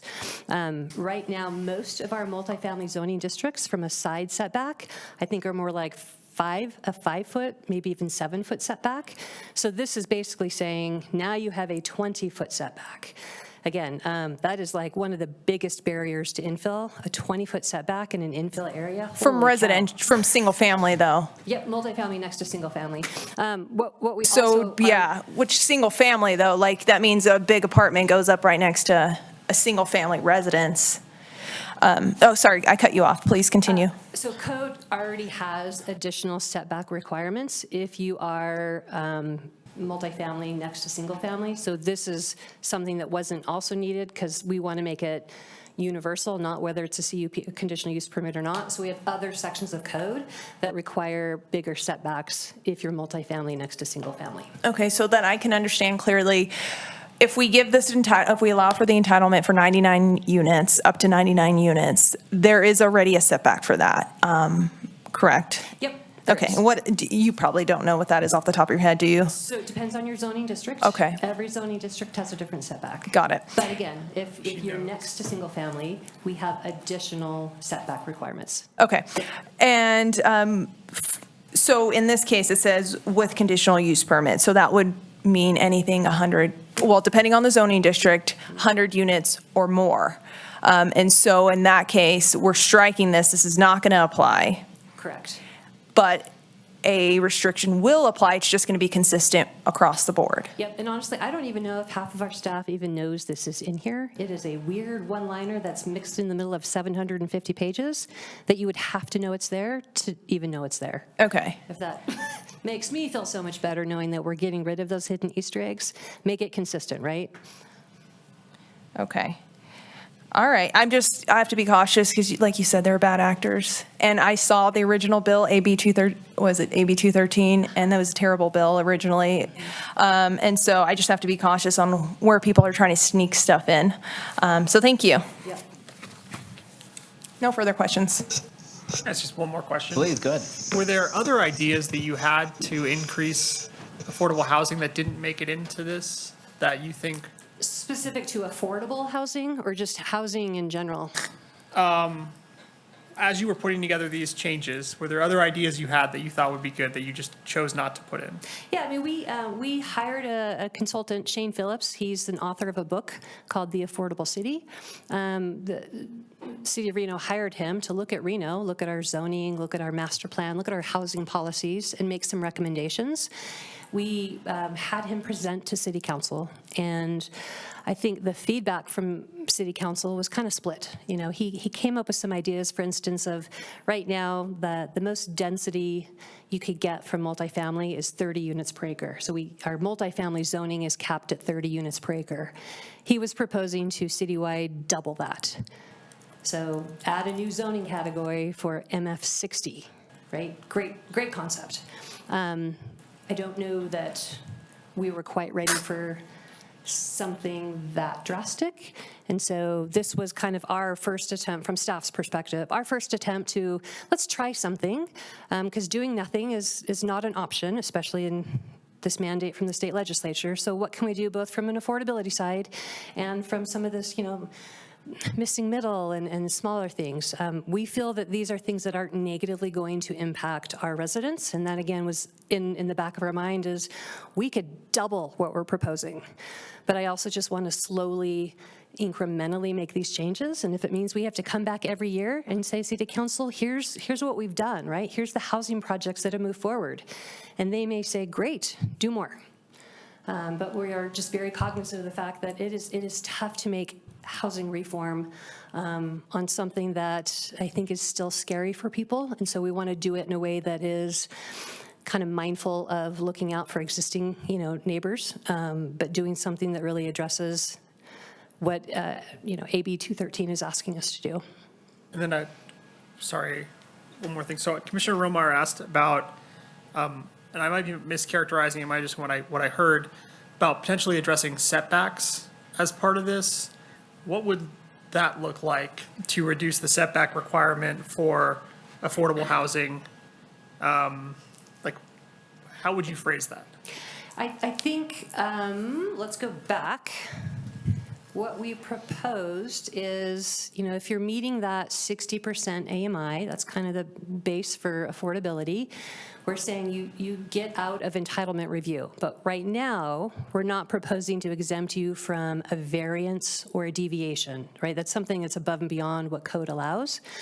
I think if you wanted to go an extra step further, you could say, no, this includes deviations and variances, meaning you can go taller, you can build more stories by right. There's no limit on any of that if you meet that affordability requirement. Specific to setbacks, though, would it be like, I guess, the setback is lessened by 10 feet? And if what you're proposing is you're exempt from everything. So if your setback on your side is 5 feet, you can go up to the property line. So I would love that personally. I don't know how palatable that might be so I'm trying to get to a middle ground as a proposal that might be, move the needle further than maybe as this is presented.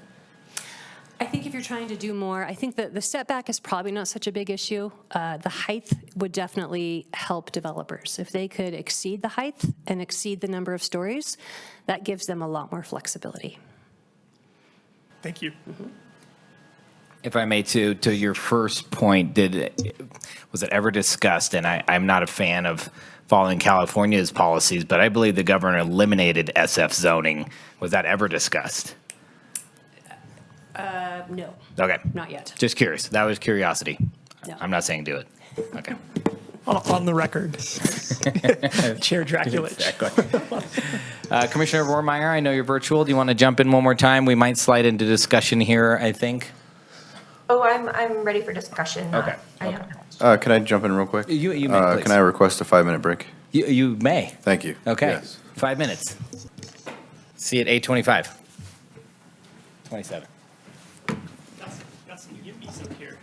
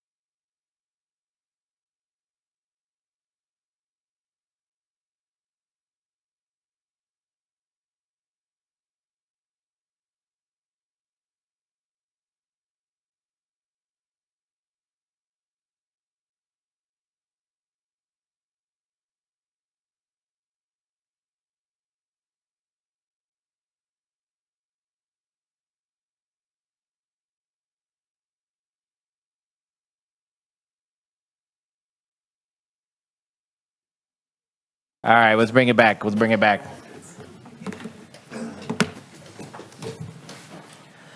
All right, we're going to slide into discussion, I believe. Commissioner Velto. Yeah, this is awesome. I'm so excited that you brought this to us. I think this is a really good opportunity for us to actually make a difference in the zoning code. It is not often that we are given the opportunity to amend the zoning code to actually increase housing and especially increase affordable housing. Because of that, I would be supportive of two different amendments to this code in addition to what is proposed. The first would be to add an entitlement for height deviation by right for 2 additional stories if the project meets the affordable housing requirement. And the second would be to allow by right duplexes, triplexes, and quadplexes in SF3, SF5, SF8, and SF11. I'm very concerned with the language that was proposed that requires a CUP because I don't see those getting built in a majority of what is marked as yellow. And if we're acknowledging that these are good and that we should be building them, I think that that should be by right. So those are 2 things I would request. If you all have other ideas to kind of expand these options, I'd also be very interested in hearing them. But those are 2 things that I think are really important if we're actually trying to make a difference and improve affordable housing. Thank you for that. I'm on your page. Angela, if you don't mind, where does this go next? Because to your point, I like it. I just feel like maybe the SF 3, 5, 8, and 11 maybe deserves a little bit more public awareness and maybe public discussion around that. I could see how all of this probably deserves that, but that one deserves it probably a bit. So where does this go next and how will the public know? So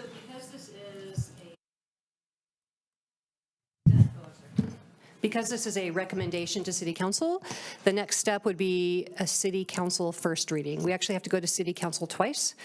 We are looking to go in March and April for first and second reading. And then council to the state?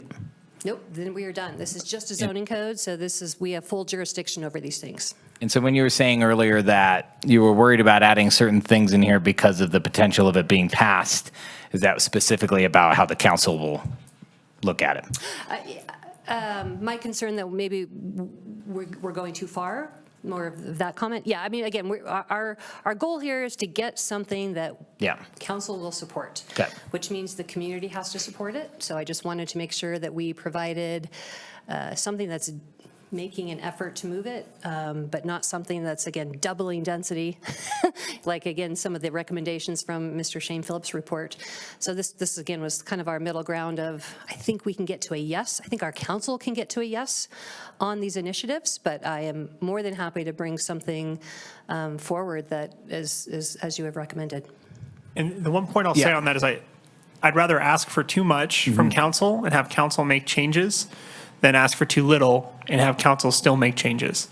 There's going to be public comment and people that are opposed to this at the council meeting. If we give them more things to potentially deal, while I hope that they don't deal any of these and that these actually get put into code, that gives them more leverage to make concessions in the event that there is a lot of public backlash. I'm willing to support a motion with those additions as long as it's going to council and has public discussion awareness. So I'm with you. Maybe it gets done. Hopefully, there's a robust conversation with more of our leaders and citizens. So anyway, I'll stop there. Commissioner Villanueva? Can we have 2 separate motions?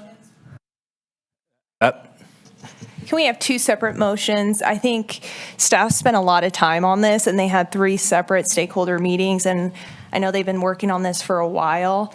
And so we can try 2 separate motions. I think I'd be in support of moving this forward as is. Just because I sat in on the stakeholder meetings, I saw what they did, I read through this, and I think that would be appropriate at this stage. Council, you can have a conversation with council and propose those changes to them on, personally.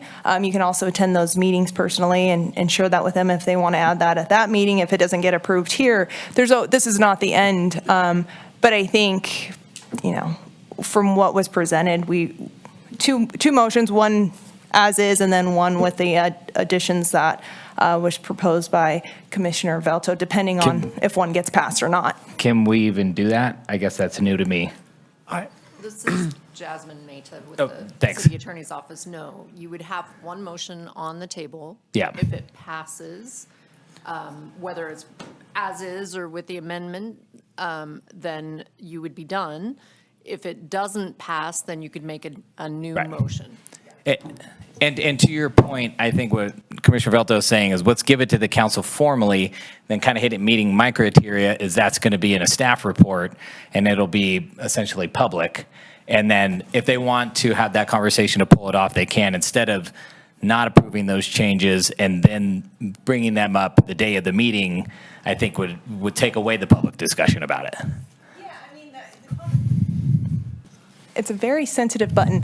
The conversation can always happen, but my concern with that is sort of what staff mentioned, too much too soon. Also, I mean, going back to the vision on what we foresee, I'm very much in support of affordable housing. I'm very much in support of multifamily over single family. But at the same time, a lot of folks live in this region because of the aesthetic beauty of it. And if we just let, them run rampant, in all of the areas listed above, it could cause issues with some of the aesthetic nature that comes with living in the city of Reno. And so I'd be happy to make a motion now to move forward with this as submitted. And then if that fails, you guys can make a separate motion and then see if that is approved. Let's get the temperature going with the discussion. We'll go to Commissioner Rohrmeyer. Feel free to jump, and then I'll swing back to the rest of y'all here. Great. I squarely am in support of Commissioner Velto's amendments. If it were up to me personally, I would go much farther. I think it is time to recognize that the city of Reno is a desirable city. People are moving here. Jobs are good. The housing supply is too few and too expensive. And we need to do everything we can. Me personally, as a planning commissioner, that was one of the reasons I wanted to be on this board, to address this issue. I would entertain multifamily 45. I would entertain zero parking requirements for affordable housing. I would entertain no major or minor deviations for setbacks and step back requirements and driveway setbacks off alleyways. And there are a lot of little things in code that I think can achieve quite a lot that density bonuses strive for but can't actually implement. So I'm game for as far as we can go with this board. Count me in. Okay, Commissioner Becerra. Ditto. I think my fellow commissioners said it really poignantly, and I would stand right behind them and alongside them with those changes, going to as far as we can to put something forward that if city council felt more reserved about, they can scale back. But if they also felt like they have the appetite for, it would make drastic changes sooner rather than later. Commissioner Armstrong. Thank you. I just would like to commend city staff for bringing this to us, to Commissioner Velto's point. It's very rare that we actually get to have an impact like this, so it's not lost on me. I think that what you've proposed is very much in alignment with what I've heard and what I understand about development. I think you've made changes that will make it a lot easier for these projects to pencil and hopefully make them more attractive so we see more of them. Just increasing the amount of units, just from an economic perspective, I think will have a major impact that at present probably deters a lot of developers, especially those that are less sophisticated. They don't have the administrative ability to go through kind of a formal process like this. So I very much support that. I'd also be supportive of the amendments that Commissioner Velto put forward. I would rather formally provide the city council with something, as robust as we can within reason. They can make those changes, but I like the public process, the input. I like that there are 2 readings that gives folks a lot of time to opine on it. So I will be in support of this as presented with the 2 amendments. Thank you.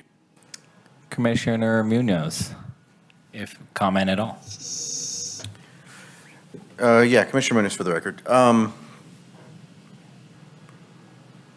This is something that Ward 4 and something that I can see having a huge impact up there.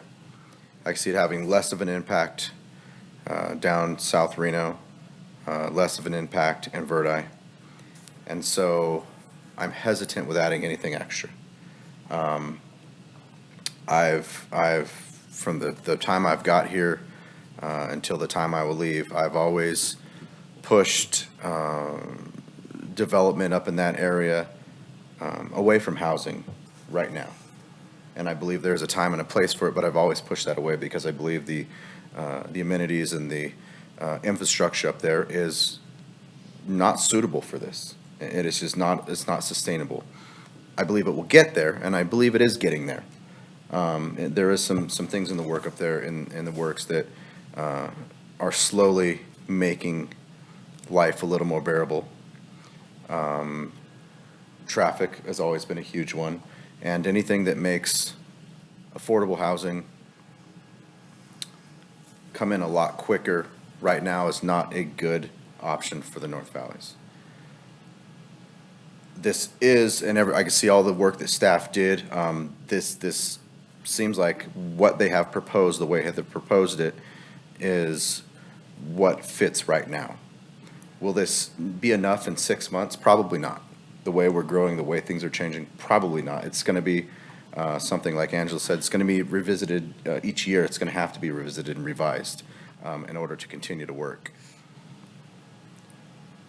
So I do understand where Commissioner Valto is coming from. I do agree with most of that for most of the city, but not for Ward 4, which is where I'm representing. So as it is proposed now is how I'll be voting. With the amendments that are potentially going to be brought forth, I will be voting no on those. That's where I stand right now. Thank you. Commissioner Velto. So Commissioner Munoz, I hear what you're saying. I want there to be a lot of more commercial, a lot of more infrastructure in your ward. I guess I would hope that by making it more affordable to develop, developers might be more interested in developing in the inner core of Reno and in areas that they aren't able to develop in because it doesn't pencil out because the property might be more expensive, there might be smaller lots. And I think by encouraging these changes, you might see a shift towards a different area of town. I don't know that to be true. That's just a thought I have. And I hear what you're saying. I think though I got on the planning commission to try to increase affordable housing because when I got on, I couldn't afford to buy a house. My rent was through the roof. And that's been a huge focus of mine since I got on the commission. So I respect where you're coming from.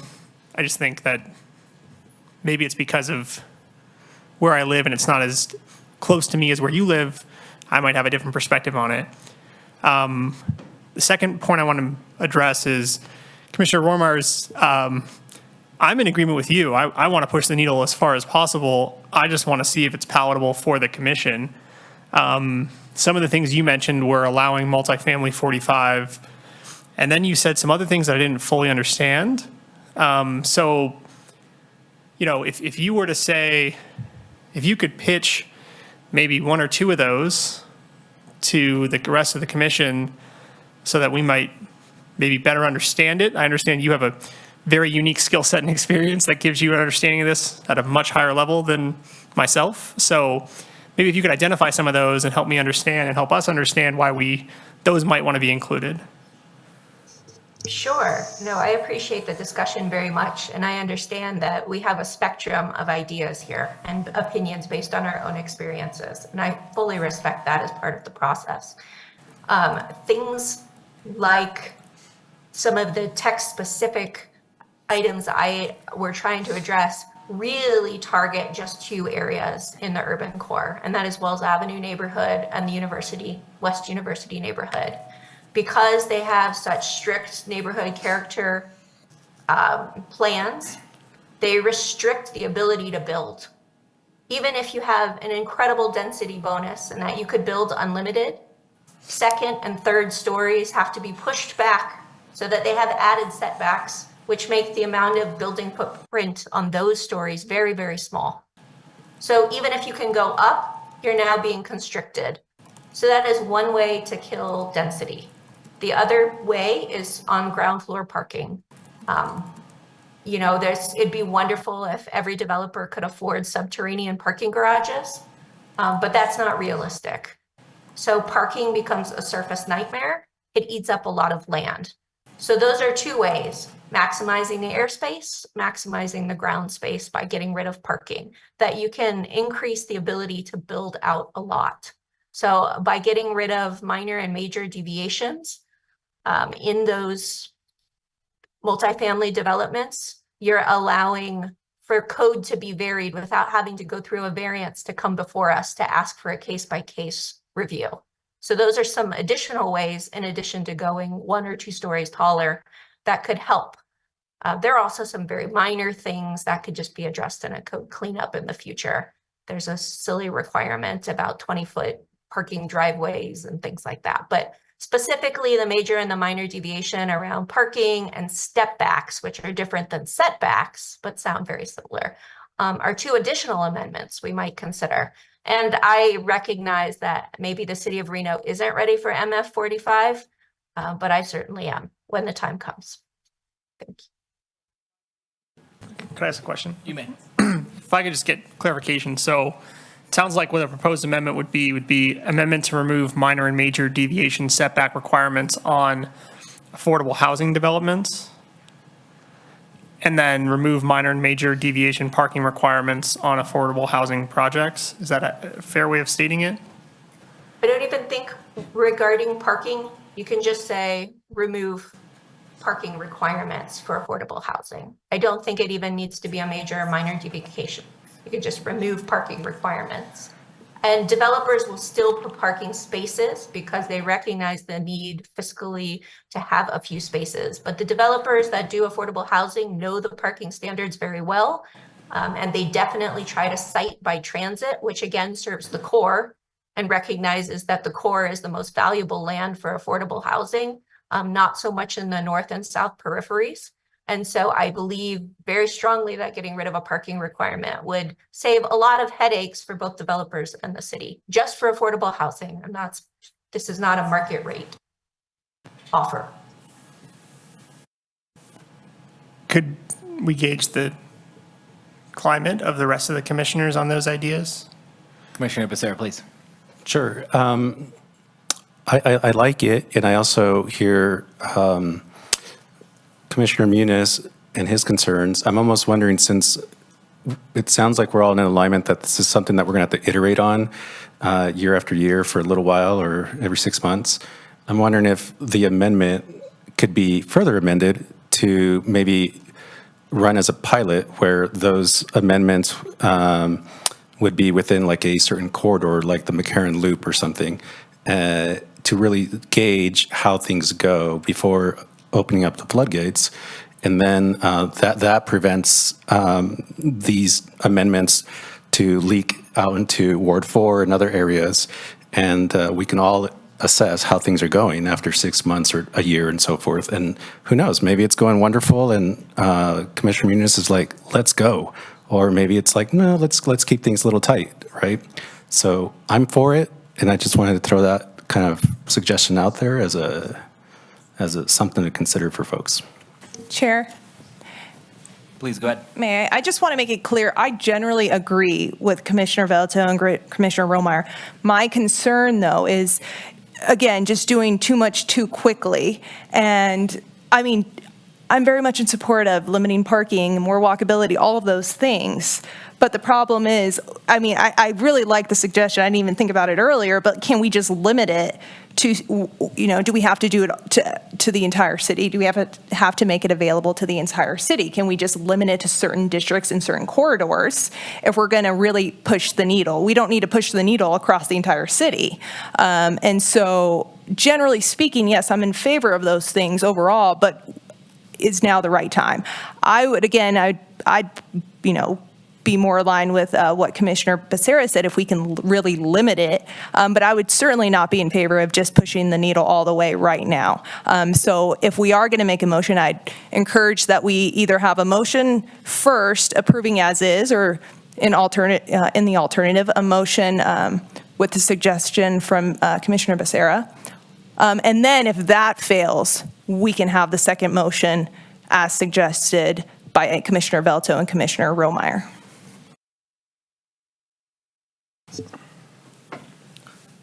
Let's keep the conversation going based on that line from Rohrmeyer, but I hear you, and we'll address that in a minute.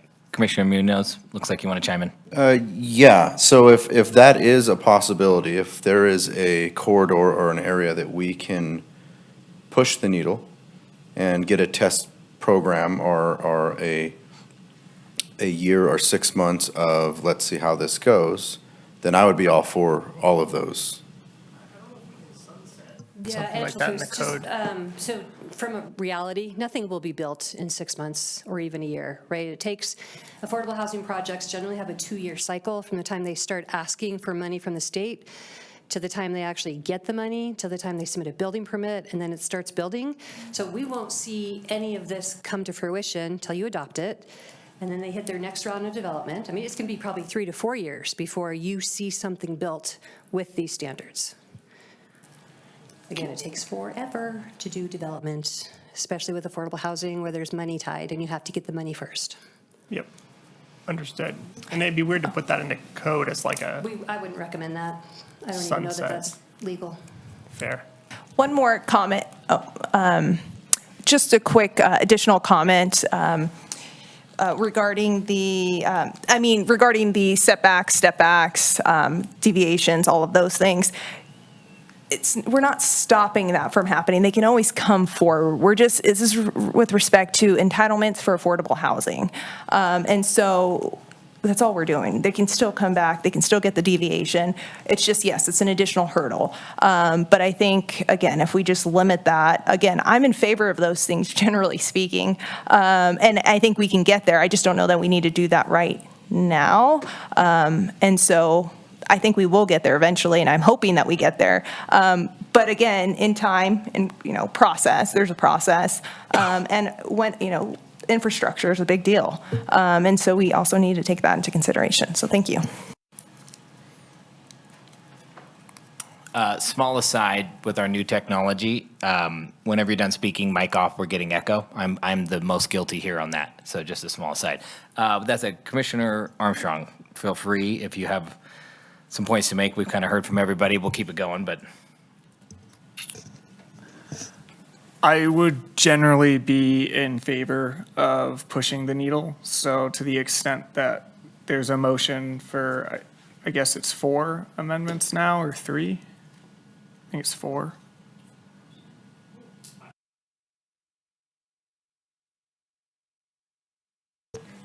I'd be ready to make a motion. We could see how it goes. My impression was Commissioner Villanueva's request to make a motion to pass the original it as proposed. If that motion wants to go first, I will be voting against it to make a subsequent motion, but I would defer to the chair as to how the chair would like to. Yeah, concur. New stuff. I guess I would like to see the aggressive motions first and work our way down. That would be my choice. Open to discussion about that. This is just kind of a new kind of strategy. That's my opinion at the moment. Okay, with that, Sure. I'm going to kind of go back to what I proposed. I'm not entirely clear as to why it's not doable to have a sort of A/B test where outside of a corridor, again, I'm just thinking outside of the McCarran Loop. That's something that we maybe all have familiarity with. Outside the McCarran Loop, it's the motion that's on the floor now, right? It's like, this is what we're doing. But within the McCarran Loop, as a B test, we would have the more aggressive version, right? It doesn't mean we're not doing anything anywhere.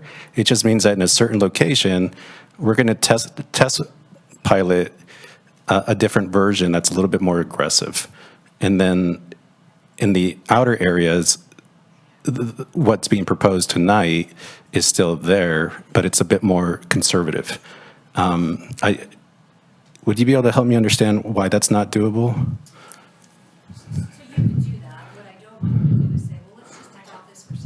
Your mic on. Oh, okay. Sorry. So, yeah, I don't want you to put a time limit on this practice trial run. Sure. This is code, we adopt it until it's re-adopted again. Okay. If you want to allow affordable housing with those added, deviations by right to a certain area, you absolutely can do that.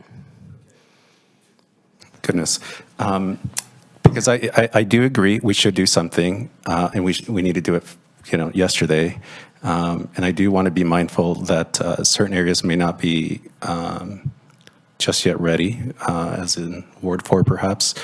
And I just think that an A/B type test, in my world, I guess that's what we would call it, is totally doable, like a staggered rollout. And then that way we have 2 data points to assess what's working, what's not, and maybe there's another option down the road. And that's what I would put forth for the rest of my commissioners to consider is an alternative to the amendment, which is the original motion and within a certain corridor. And I'm just willy-nilly throwing out McCarran Loop because that's what I know. But we can adjust it to whatever everyone else might be more comfortable with. We do a more aggressive approach, which I would be in favor. Commissioner Valto. Commissioner Becerra, I hear what you're saying. I think my concern with that proposal is that there's already a finite amount of land in Reno, and I think we're kind of too late to do a test case. There is so many people moving into the town. There's so many people that need access to housing. If we draw geographic boundaries that excludes land that can be developed, we're handicapping our ability to really maximize the benefits of providing for affordable housing. And if we were to put in code, say, only in the McCarran Loop, we're excluding a large portion of land that could be developed and could become affordable housing. And we're doing it in areas that are more traditionally expensive real estate, which is already going to make it more difficult for developers to build on. So I don't want to, if our goal is to increase affordable housing, I want to do that at all costs. And I don't like capping us in an area with the hope that we'll see this as effective 5 or 6 years down the road, when if it's effective 5 or 6 years down the road, we've lost out on a bunch of housing that could have reduced the cost of people who can't afford rent, having to move in with their parents because they can't afford rent any longer. When I'm weighing these values, that's where I see is that we need to prioritize affordable housing. Sure. I think a map might be more helpful, and I totally hear what you're saying. Angela, would you mind bringing up that map with the 2 colors, I think? There we go. What I'm proposing is saying, let's do something, right? As a baseline across the board, we would do the motion that's on the table, right? If you're saying that even if we did that, it wouldn't be successful, then that motion should be DOA, right? We shouldn't even be considering it. But I think we all agree that we should be doing something. So outside of a certain corridor, let's just say McCarran Loop, we would do the motion that's on the floor as presented. But within the McCarran Loop, we would do the more aggressive approach.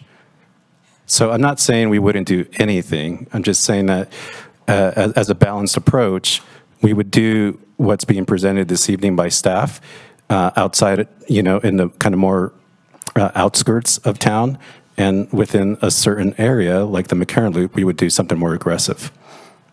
So I just want to be clear that we would be doing something. Commissioner Draculich, I'm not in love with that still. And to help, and we'll keep the discussion going, what I'd like to see in my reasoning for it is I think if we all don't like anything that's on the table, but we like just as is, I feel like we're all a consensus that would take that. So I feel like that's our baseline, and I feel like we're going to kind of walk down. So personally, I would like to see the aggressive approach, like I stated, first as a motion, see how that lays out. If not, I would like to see back to Commissioner Velto's original 2 additions, see how that works. And if not, I think we can all agree that we should have some progress tonight and send something up to the council and go as is. So that's just my brain into the mic right now, just for your guys' processing. But feel free, Commissioner Villanueva. Thank you, Chair. Just 2 points, and I will try and be brief. To Commissioner Velto's point, we're not eliminating that option. The option's still available to develop, for example, outside that McCarran Loop. They just have to come and get the variance for that. One of the other things that I've been thinking about is if we start within the McCarran Loop, then we can really kind of exploit all opportunity of infill. Even though it's more expensive, these are affordable housing that allow for some diversity, because my concern would be we're pushing all the affordable outside of the McCarran Loop and then resulting in, some form of desegregation. I just don't unintentionally, because you said it yourself, it's more expensive to develop and a lot of it's going to end up getting pushed out. And so I don't want all the affordable housing getting sent to the outskirts. I would like to start seeing us develop from the inside out. That's kind of, what I would like to see. So yes, absolutely, I'm all about affordable housing, but let's do it in an appropriate way. Commissioner Armstrong.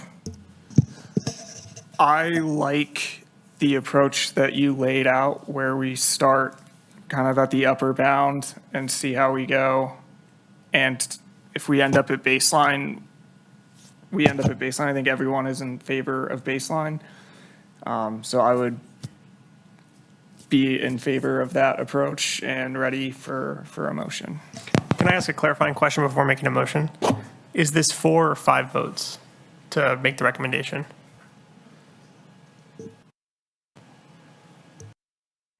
This one, I believe, is 4 votes.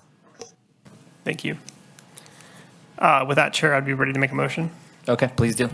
In the matter of case number text 24-00001, based upon compliance with applicable findings, I move to recommend the City Council approve the text amendment by ordinance with 4 amendments. First, amendment to section 18.04.1503, incentives for affordable housing, to add an entitlement for a height deviation by right, allowing a project to build 2 additional stories to a building if the project complies with the affordability requirements. Second, an amendment to allow by right duplexes, triplexes, and quadplexes in SF3, SF5, SF8, and SF11. Third, an amendment to remove minor and major deviation setback requirements on affordable housing developments. And fourth, to remove parking requirements for affordable housing projects. And fifth, if we could also include revisions to the density bonus calculations, just because I did the math wrong, and thank you. And fifth, including the revisions to density bonus calculations as recommended by staff. Thank you. Okay, we do have a motion. I'll look for a second, and we will have discussion, so I need a second. Commissioner Armstrong, I'll second. Okay, we have a motion and a second discussion. I'll actually kick that off if you don't mind. So Commissioner Velto's first approach felt good, felt right. Commissioner Rohrmeyer, very persuasive, aggressive. I like it. I'm a little concerned, and the only thing that is going to get me to a yes on this is we are kicking it up to the council. We are opening up to public discussion. I do trust our leaders and the representatives in each ward, to make their case, and I'll be in support of it moving forward. Any more discussion? Go ahead, Commissioner Becerra. Great. I'll likely be in support of how it's being presented. I think my only ask, and maybe it's a question for Angela, is if this moves forward, would you be able to just present to council the various discussion and different options we explored, just so that they have context, because it might be things that they consider during the first and second reading and so forth, right? Because they might want to make different changes themselves. Absolutely. We also include the Planning Commission meeting minutes. Yeah, perfect. And with that, emphasizing Commissioner Becerra and Commissioner Munoz's concerns for a potential carve-out that may affect Commissioner Munoz's Ward 4 concerns, as well as Commissioner Becerra's. Yeah, we can highlight that in our staff report to council. Great. With that, I'm on board. Okay, motion and a second. More discussion. If not, I will go to a roll call vote. Commissioner Rohrmeyer, any discussion? No discussion. Okay. All right, Michelle, let's do a roll call, please. Draculich? Yes. Armstrong? Yes. Becerra? Yes. Munoz? No. Romeyer? Yes. Velto? Yes. Villanueva? No. Okay, the vote is 5-2. Motion passes. Okay. Congratulations, Angela. All right. Thank you all for the great conversation there. Yeah, projects, many. Great. Oh, I should get back to my agenda here. All right. That was the end of item 5. Thank you all. Let's move to item 6, Truckee Meadows Regional Planning Liaison Report. None tonight. Excellent news. Close item 6, open item 7, staff announcements. Yeah, just a couple quick announcements. Once again, for the record, Mike Raley. We will not be having a second meeting this month. Our second meeting in February is going to be canceled. That's largely just due to what we see normally in the holiday slowdown in terms of intakes. However, with that said, we will have a fairly full agenda on March 6th, just based on our January intakes. So just to kind of keep you in the loop on that. In terms of projects that you've reviewed, the Heiser specific plan district that you approved in January, that was upheld by the city council, with the only change, as you recall, we had a lot of discussion on the parks on that one. They will be required to pay the park tax that was put back into the SPD. So that goes actually back for a second reading at council next week. And with that, I don't have any further announcements. Great, thank you. Closing item 7, item 8, commissioner suggestions for future agenda items. And we do not need to add in, it talks about affordable housing to the next. Anyway, any suggestions? Seeing none, close item 8. Item 9, public comment. This item is for either public comment on any action item or for any general public comment. Michelle. I did not receive any correspondence, no voicemails, no request to speak forms, and no one on Zoom. Seeing no one in these chambers, I will close item number 9, public comment. We'll move to item number 10 for adjournment. Oh, I'm sorry. Yeah, second. All in Sorry, favor wait, of wait, adjournment? wait, stop. Aye. Wait, Aye. hold on. We do have somebody else that is on Zoom for public comment. So There was can we- someone. can Okay, we I'm so reopen sorry. public We'll comment? reopen item 9, public comment. Yeah, I guess. Is she on? Donna, are you there? Yes, hi, for the record, my name is Donna Keats. That happens all the time at the end. People don't get to make their uncommon comments, just so you know. I just want to say that was one of the most odd things I've ever heard with your 95 different permutations of things that you just went through on the housing. And I'd like to point out that the one component, and there's several components I think you're missing. One, public participation process. Angela and her crew went through a tremendous amount of time and effort to try to make sure that as many people, members of the public that could be engaged, were engaged. They presented CUP requirements for multiplexing in single families. I'd like to know where you guys live, because if you lived in the old part of town, you might have different feelings about some of what you're saying. Also, it comes to my mind that some of you are not considering the constituents that ostensibly you're supposed to represent. I heard a lot of, I want to see this, I want to see that. I didn't hear what I used to hear, like my constituents seem to feel that, or anything like that. I'm wondering what voice you're speaking from. And apparently none of you tuned in to the housing meetings that council had and the presentation that Angela and her staff have done before at other meetings, and saw how this came about these particular items being pulled out of code cleanup and how they landed on this and the pushback they got from members of council just about some of these really simple things. And she's trying to say, hey, man, you know, we can make this fly right in front of council. We have till July to do it. And now you've created this incredibly complicated mess, which is unlikely to go through the way it is, based on if you had watched any of the council meetings or participated. So I'm a little disappointed that for something this weighty, the very first time you guys are logging on the matter is right now, when they really need a vote to happen. They've smoothed it out. They made it palatable. They had 135 people express their opinions, which don't include mine. And I've got a ton of them at every single meeting, and the NAB presentations that they did. So the public process is just being gone, right? Because everything you're proposing has nothing to do with what was at any of the public presentations or the NAB meetings or anything else. It's a total takeoff from that, 100% difference. So, you know, I don't know. I guess I got to make a lot of comments to council about public process that is now not happening on any of these housing things.